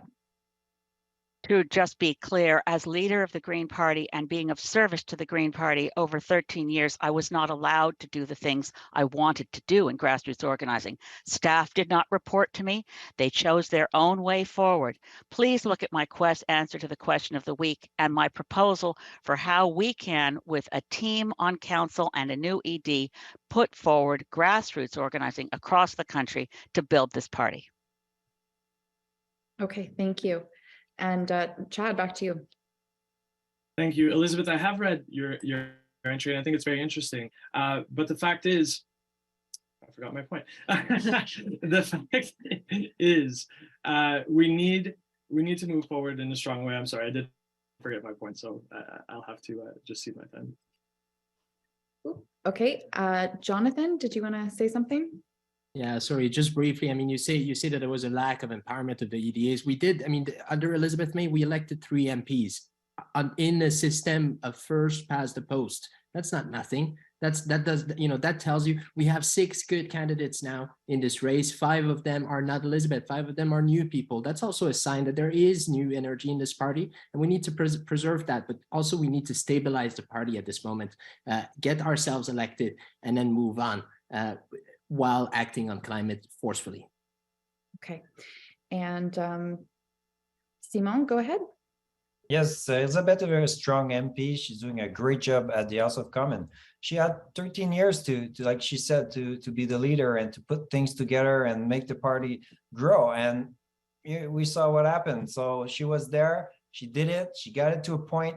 Now it's time to renew and to go into a new direction. And I think that I will be able to work with her, work with Mike Morris and make the party go in the right direction and grow again, get more MPs and go forward. And even Jonathan, if you want to run, you will have a place in the next green MPs or green party that's coming. Okay. And yeah, go ahead, Chad. Yeah, sorry, I forgot. I remembered my point now. Simone mentioned the 13 years of leadership, and I did read your entry, but the fact of the matter is, we can't hide behind the fact that the leader doesn't have a direct ability and a top-down power to impose their will, but there's a persuasive power that the leader can use. You know, I was part of an executive of 8 for a year when I was part of the Concordia Student Union, and we had 0 votes on council, yet we never lost a motion because we were able to persuade our colleagues to go in the direction that we thought was best for our association. As leaders, Anna and I have those same skills, and we have 1 vote. That's 100% more votes than I had back in the day, and we fully expect that we'll be able to persuade our colleagues to go in the direction that we think is best for the party in order to get the highest amount of results. And Elizabeth, we absolutely look forward to working with you in the House of Commons to empower you to push forward our bold member-led policies. Okay, thank you. Jonathan, unfortunately, you are out of time for interventions, so that'll be the last. We'll move on to the next topic, which is the economy. We'll turn now to discussing. Okay, I'm repeating my lines. We'll turn now to discussing the current economic situation. Many Canadians are struggling amidst a cost of living crisis. How do you think the federal government should be responding to this crisis? And if elected leader, how would you advocate for those struggling? And we'll start with, again, a one-on-one debate between this time Sarah and Elizabeth. Sarah, we'll start with you. You have 1 minute. We do have an affordability crisis, but at its root, it is a crisis of greed. Over the last 7 years, Justin Trudeau and his liberal gang of turkeys has not receded from neoliberal policies that do create inflation, but has spiraled ever more deeper into neoliberal policies. And why? We are struggling with kitchen table issues, but he does it to line the pockets of his gang of corporate turkeys. Only the Green Party holds these people accountable. We do it as a team, we do it together, we do it forcefully, and we do it confidently. Okay, thank you, Sarah. Elizabeth, go ahead. As an animal rights activist, I just have to take offense on the behalf of turkeys. I don't think that we really want to be comparing turkeys to liberals. In all seriousness, the inflation crisis and the cost of living crisis we're now experiencing has its roots in the climate crisis, has its roots in the war of aggression from Putin against Ukraine. Global green values call for peace and nonviolence and for a culture that is based in ecological wisdom, as Sarah has said. I don't think we disagree with each other, Sarah, but we need to explain and we need to fight for Canadians to recognize that trickle down doesn't work. The rising tide only lifts all yachts, not all boats. We have to actually tax wealth, as the Green Party has called for. We have to have the resources to assist those. And as a single mom myself for much of my life, and not being able to necessarily have enough grocery money for the month, I know what it's like. We have to make sure we take care of the most vulnerable as we also continue to fight the climate crisis. I think that if we're going to hold the Liberals accountable, we need to hold the Liberals accountable and not say that it's going to continue on and on just because we are in a climate crisis. For sure, we are in a scarcity situation and Greens are living up to that challenge. However, we need strong voices to hold those Liberals accountable, to hold those Conservatives accountable, and to say that it is this economic system that fundamentally is hurting us. Back to you, Elizabeth. I'd like to ask Greens watching this to try to find online the speech I gave in response to Chrystia Freeland and the Fall Economic Statement. I pulled apart the questions of war, the need to seek peace, the need to actually face the fact that our extractive economy is driving the climate crisis and not meeting the needs of the most vulnerable. We do have a voice that needs to be raised on this point, and we do need to be the ones who point out that the inflation crisis of the moment is not normal inflation. We are dealing with something that I'm afraid is going to be much more persistent because of the climate crisis. Yeah, it's neoliberal policies, and we need a left-leaning economy that brings back heart, that brings back socialism. And we need to stop thinking that gross domestic product is a measure of national health and bring in a national well-being index. Greens have been talking about it for decades. We've been waiting for a leader who champions this concept, and I have in the center of my platform. Okay. We'll leave it there and we'll move on. Thank you to Jonathan and Chad up next. Jonathan, you have 1 minute on the clock.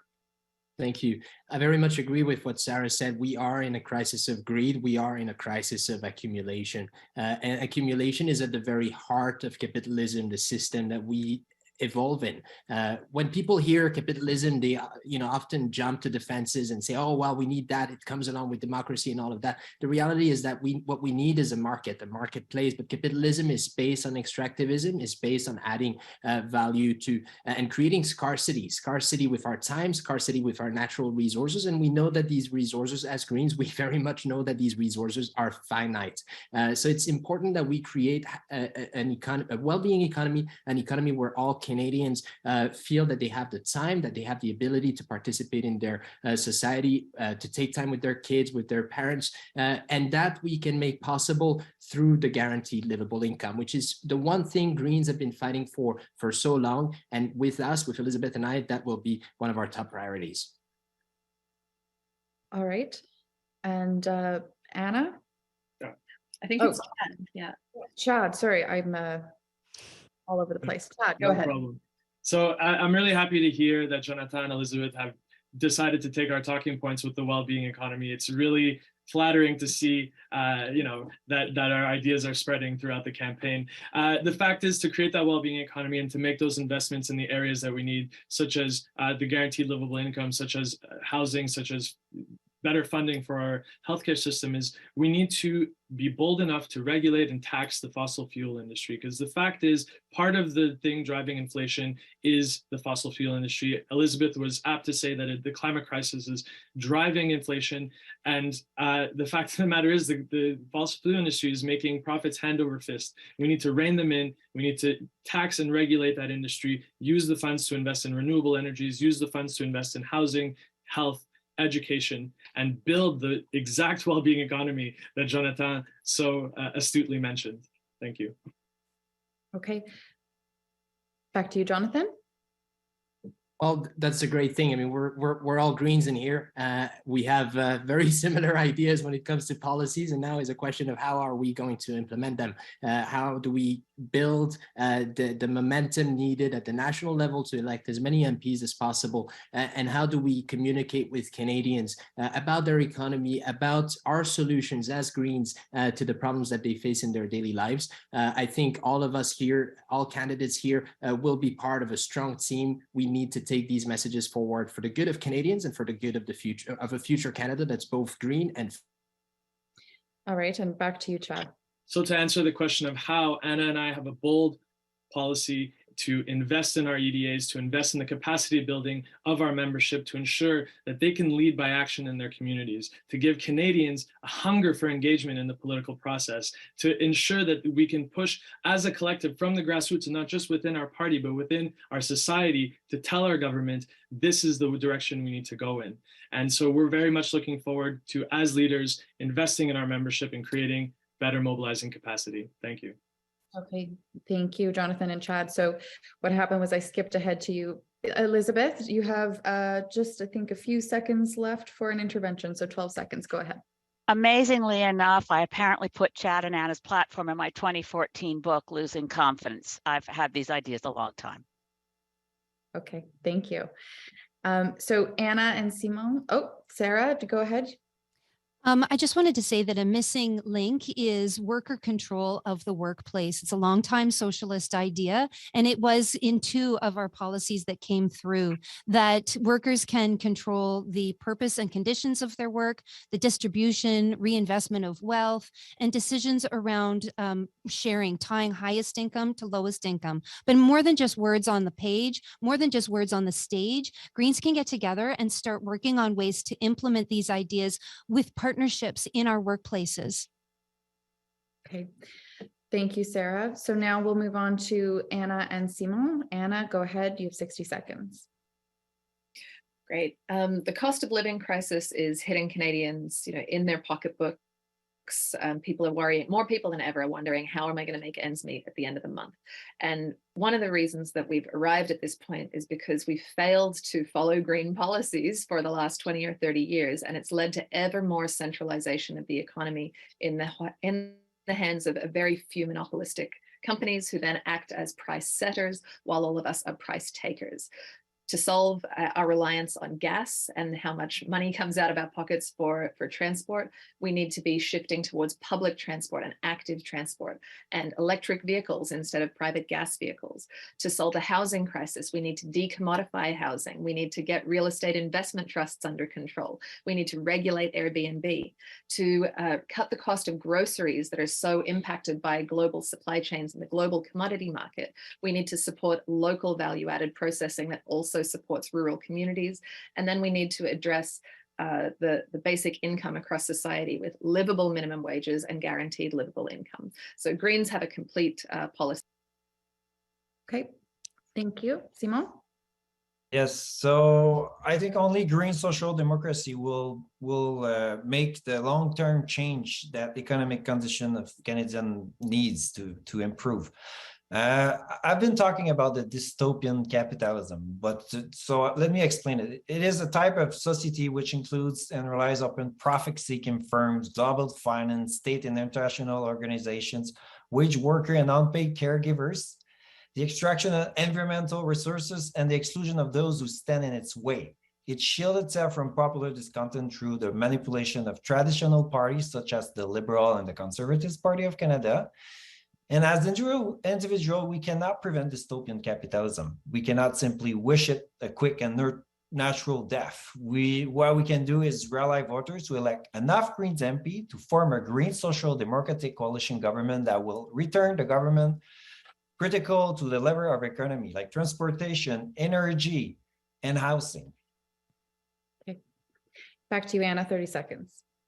Well, rather than rebut, I'll just expand on my previous answer. Both Naomi Klein, I've got one of her books here, and Najib Jutt, who was considering entering this race, have said, if we want people to care about the end of the world, then we need to show them that we care about the end of the month. Greens need to connect the climate crisis to the economic inequality that we're facing. And I agree, Elizabeth's speech in response to Chrystia Freeland was excellent on this front. One of the very interesting policies Chad and I are foregrounding is how to make the financial savings of energy efficiency also accessible to renters, not only homeowners. So I encourage people to check that one out. All right, and back to you, Simon. So I'll repeat it, social democracy government, that's what we need. That's how we will make change. And that's the Green Party is the only party that bring that forward. We need a government which will help rebuild our public health sector and transition Canada to a carbon neutral economy based on advanced state-owned green technology. And the other party are talking, but they're not doing anything. In fact, we're just growing, the economy is growing, capitalism taking more place, and that's where we're living right now. Okay. All right, that concludes that topic. I don't see any hands up, so we'll move on. Our last topic of debate is foreign policy. The Green Party has faced internal struggle and when it comes to certain questions of foreign policy. One of the more sensitive issues in the party's recent history has been its approach to the Israel-Palestine conflict. What is your position on this conflict, and how will you manage the conflicting views of Green Party members when it comes to this and other sensitive matters of foreign policy? So we'll do Simon and Chad, Simon and Chad up first for a one-on-one. Simon, you have the floor for 1 minute. So my position is the two-state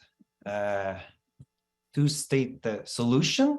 That's my position regarding the Palestinian-Israeli conflict, and that resolution needs to come from the inside. It needs to come from communication between the two states, and everybody needs to be able to sit at the table and communicate and work together. We have like two group of humans who are living side by side and needs to find the common things that link them together so they can go forward and find a solution. And so that's my position regarding that foreign affair like position. Yes. Okay. And Chad, what's your position and how will you manage the conflicting views of Green Party members on this and other sensitive matters of foreign policy? Sure, I don't know that we have conflicting views on this issue necessarily. I think there was the only conflict that existed when this came up last year was a conflict of how to address it, right? There was a refusal to acknowledge what were effectively inappropriate comments from Annamie Paul's top advisor. And I think that's what led to the downfall. But the Green policy on this issue is quite clear. We're against acts of aggression of all kind, and we propose nonviolent solutions to resolve conflict. Right now, what we're seeing in the Israeli-Palestine conflict is, it is apartheid on the behalf of the Israeli government, right? And we have to differentiate criticisms from the government from blanket criticisms of the Israeli people. And it's important to not use discrimination to describe these things. But unfortunately, what happened in the last leadership was a refusal to acknowledge what were ultimately inappropriate comments from Annamie Paul's top advisor towards our elected officials. Okay, and back to you, Simon, 30 seconds. I would have that we need to make sure that there's no attack from both sides, but especially Israel, that's with his military, that needs to be respect. People, Palestinians need to be respect. They have rights. All those things needs to be discussed. And I think Canada has a role to play in all that. We need to communicate. We need to play a role that will allow them to sit at the table and communicate. And that's where Canada can get there and be able to facilitate the discussion. Okay. Back to you, Chad.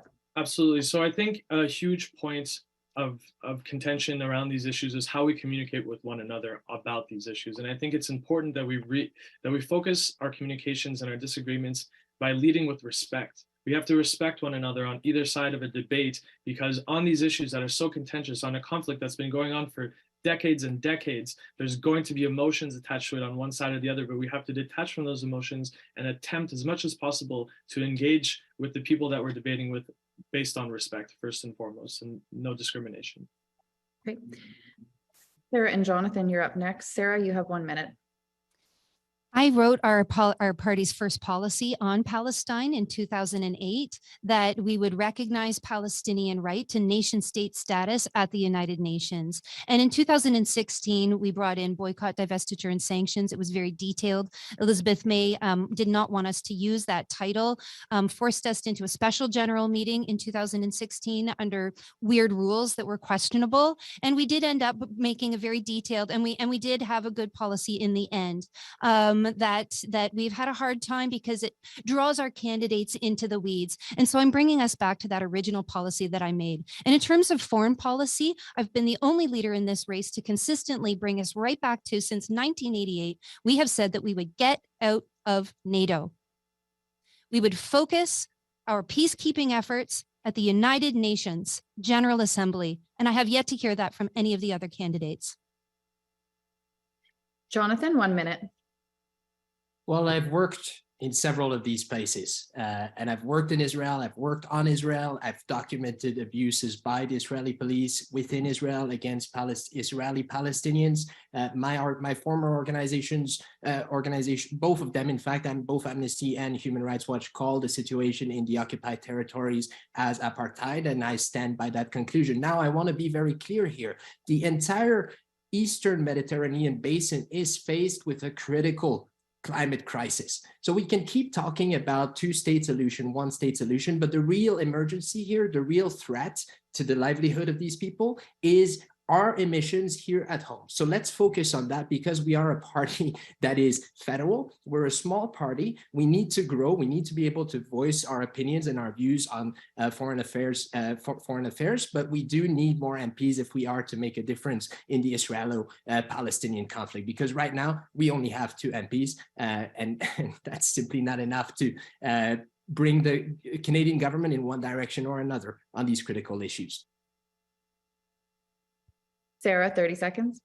I'm sorry, Jonathan, but we do need to focus on international issues. That's our job. We're running for federal office. And the only way that Canadians and Canada as a middle power is going to sign the Treaty on the Non-Proliferation of Nuclear Weapons is to get out of NATO. This whole planet is facing the potential of nuclear annihilation. And the only way to make this planet a nuclear weapons-free zone is for middle powers like Canada. And I challenge the other leaders, please let our members know, let our future candidates know, what is your position on this? Okay, and back to you, Jonathan, for 30 I'm seconds. coming into federal politics to talk about global issues. That's what I've been doing for 15 years. So if you think that I don't want us to have positions, you're mistaken. Now, that being said, the Green Party takes the positions. We did take the position to get out of NATO, and I fully agree with that. I do have personal experience with peacekeeping operations in a number of places, including South Sudan, Central African Republic. I've seen peacekeepers rape. I've seen peacekeepers abuse because we have an international structure right now that is not perfect. We do need to focus on that and not simply, dream, have a blue pie in the sky type of discourse. These issues are. Simon, you have 1 minute, 18 seconds left in your intervention time. Please go ahead. Yes, I won't take that much. So I agree that this is apartheid and that needs to be stopped. And regarding NATO, we need a reform of NATO, and I agree with that. Something new needs to come out and put Canada in a different position. We can't just be like, we can't just follow the United States all the time. That's not the foreign policy that Canada needs. Canada needs its own voice on the international scene and stage, and I think that's very important. Thank you, Simon. Okay, last we'll go to Anna and Elizabeth. You'll wrap up this round. Anna, you have 1 minute. Thank you very much. And thank you, Sarah, for laying down the challenge to all the other candidates. I do agree that we need to review our membership in NATO, and that's consistent with what I've said. People have been mischaracterizing my personal stances on NATO all over the internet recently. It's quite interesting. But talking to European Greens who are around in the 80s and 90s, it's been very clear. Greens across the world have said that NATO needs to disband in the same way that the Warsaw Pact disbanded, and that it would be much more appropriate to have a European security cooperation that's independent of the really hegemonic power of the US. And we can look at what would security for Canada look like. And I think that Greens can bring that very unique voice into the international security discussion. On Israel and Palestine, I do believe that the party is united through very hard-won policy. We've got it written right here, and I actually have to give credit to Elizabeth May for her leadership during that time at the end of 2016, when there were very strongly divergent factions within the party, and there was a previous policy passed.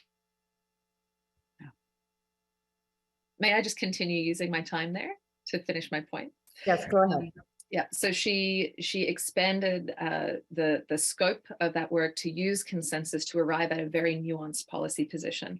I think that apartheid is the right word to use to describe what's happening in the state of Israel. And if we are a friend of Israel as Canada, then we need to call our friend in. If we see a friend in our community that is abusing their wife or their partner, we need to call them in, and we need to do the same in our international relations. That's what a feminist foreign policy would really look like. Okay, thank you, Anna. And I believe your time is up now for interventions. Elizabeth, go ahead, you have 1 minute. Thank you. And I am very proud of the policy that the Green Party of Canada developed. And thanks for that, Anna. That was gracious of you. The policy was developed through, as I mentioned earlier in this discussion, consensus decision-making, building until we get divergent views on the same page. And the reason we had a special meeting was that accidentally, and I don't know how it happened, the Ottawa meeting ran under Robert's Rules of Order against our Constitution. When we were able to bring everyone together for consensus, we achieved it. And as a co-chair of the Global Greens Parliamentarians Association, I've been working with my friend Stav Shafir, who's leader of the Green Party of Israel, and Dr. Tamimi, who's leader of the Green Party of Palestine, working out of Ramallah, trying to get, and we've had Zoom meetings. It's the first time anyone's brought the two together as Greens to say, what do we do because of the shared threat that they're experiencing, as Jonathan just said, of the climate crisis as it affects the region. We can work together as Greens, and my recent speeches all over the place raise the issues that were mentioned earlier. Okay. Thank you, Elizabeth. And we'll go back to Anna quickly. Yeah. One of the things that often comes up when Israel and Palestine is discussed, especially when the word apartheid is used, is whether it is anti-Semitic to use that term. I don't believe it is. And I believe that we as the Green Party need to demonstrate our commitment to protecting the Jewish community in Canada from anti-Semitism, which is a very real experience. You see very many Jewish people being labeled as personally violent just because of their religion when they have nothing personally to do with what is going on the ground in Israel, Palestine. So we need to foreground. Okay, and Elizabeth? Just as my work within the party has come to consensus around what we must do to achieve justice for Palestinians, I also am a leader within Parliament in the Canada-Palestinian Parliamentary Friendship Group. I consistently speak out for Palestinian human rights against the violence that the Israeli government and military are using against Palestinian children. It's deeply distressing and immoral what's happening to the innocent Palestinians of the West Bank, and what's happening in Gaza is a crime. We have to speak out.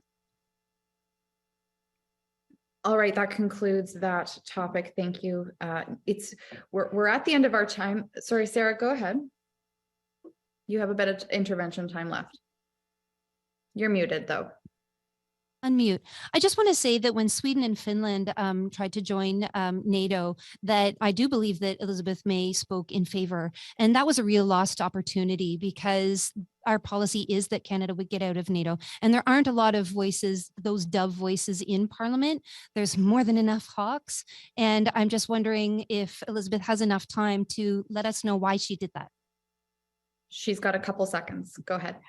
I've spoken out against NATO in Parliament several times recently. I guess you missed it. Okay, thank you.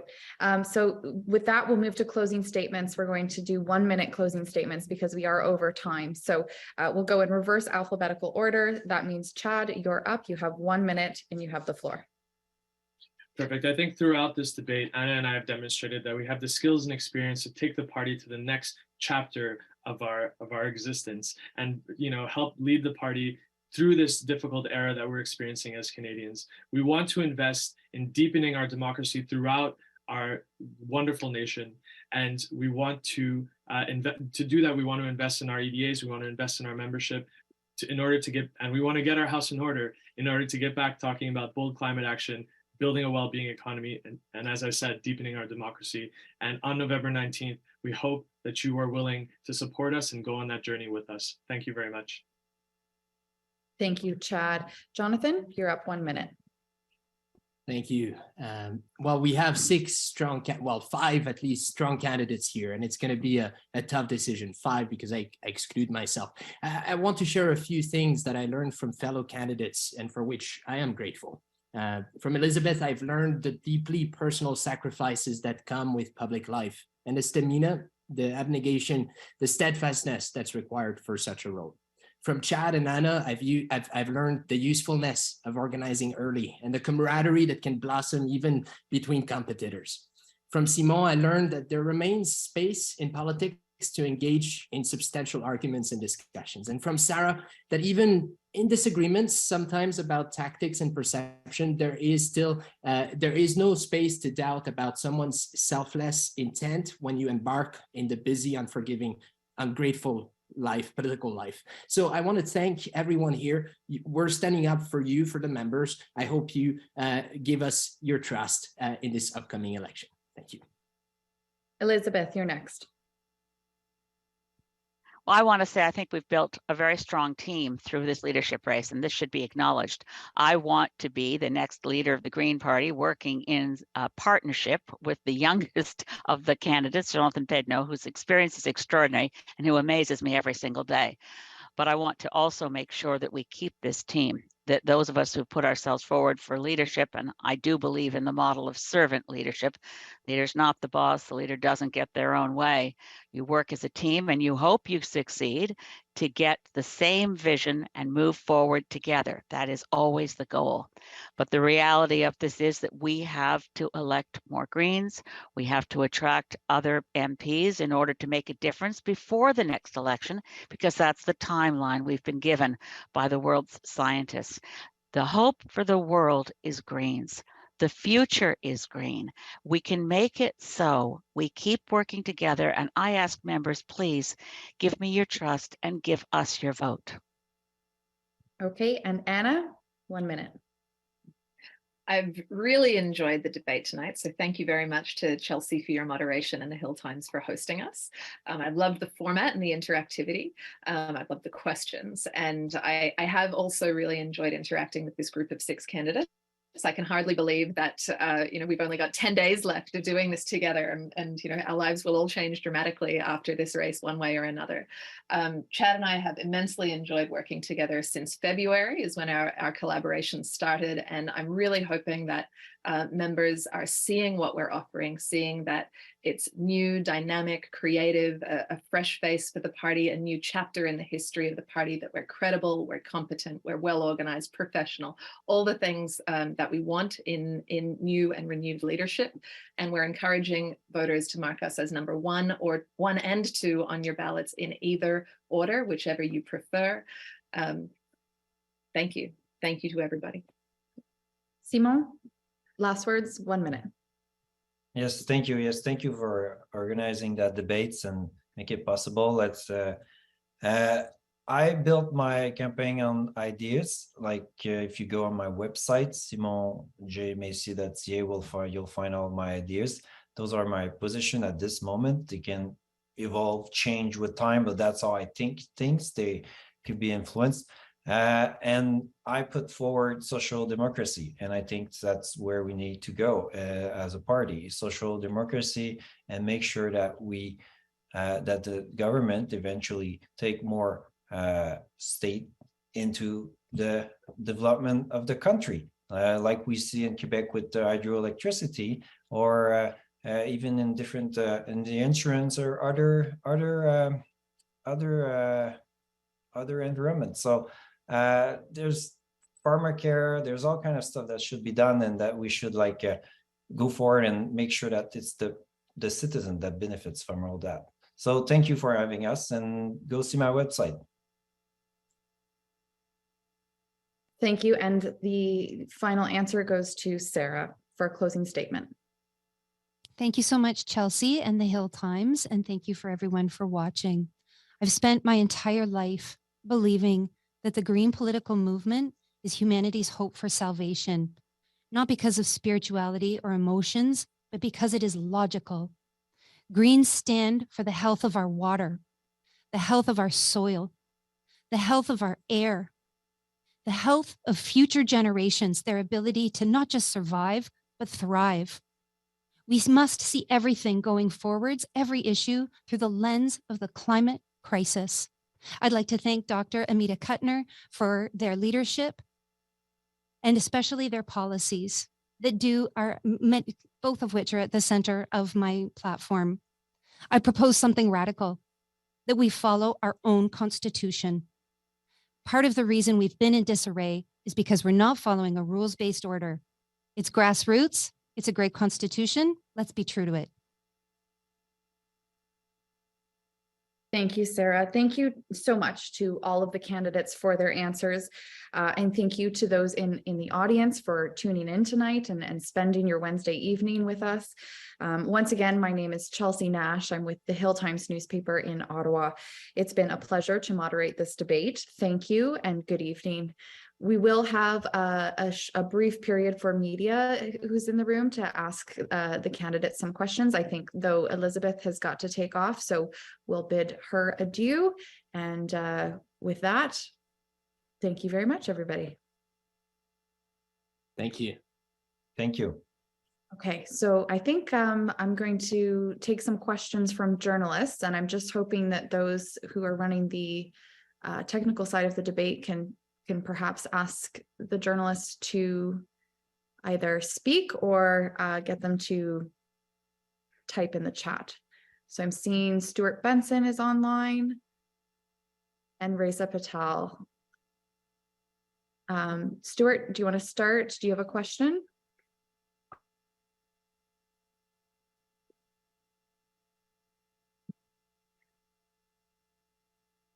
Maybe we'll go, Reza, are you able to speak? Do you have the, are we connected? Oh, can you hear me? Okay, there you are. Oh, okay, there we go.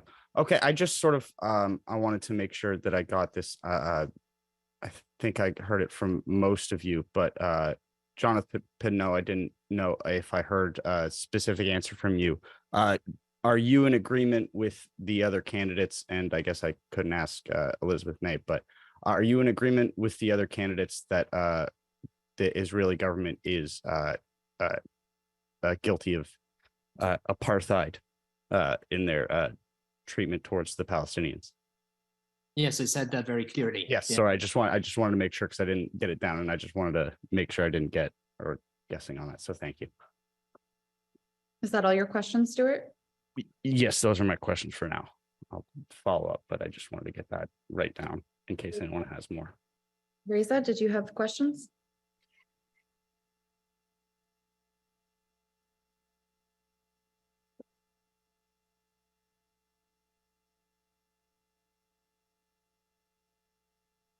Okay, I think, Reza, I'll just ask one more time if you can hear me.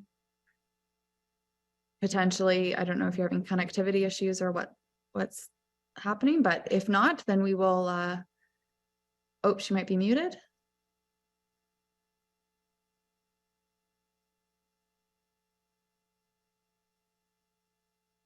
Okay, all right, we'll leave it there. So if there's no other questions from media,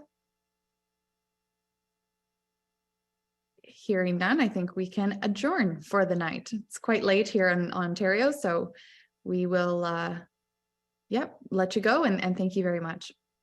Thank you. Thank you so much, Thank Chelsea. you. Thank you Thank to Hill you. Times and for everybody for participating. Thank you, everyone.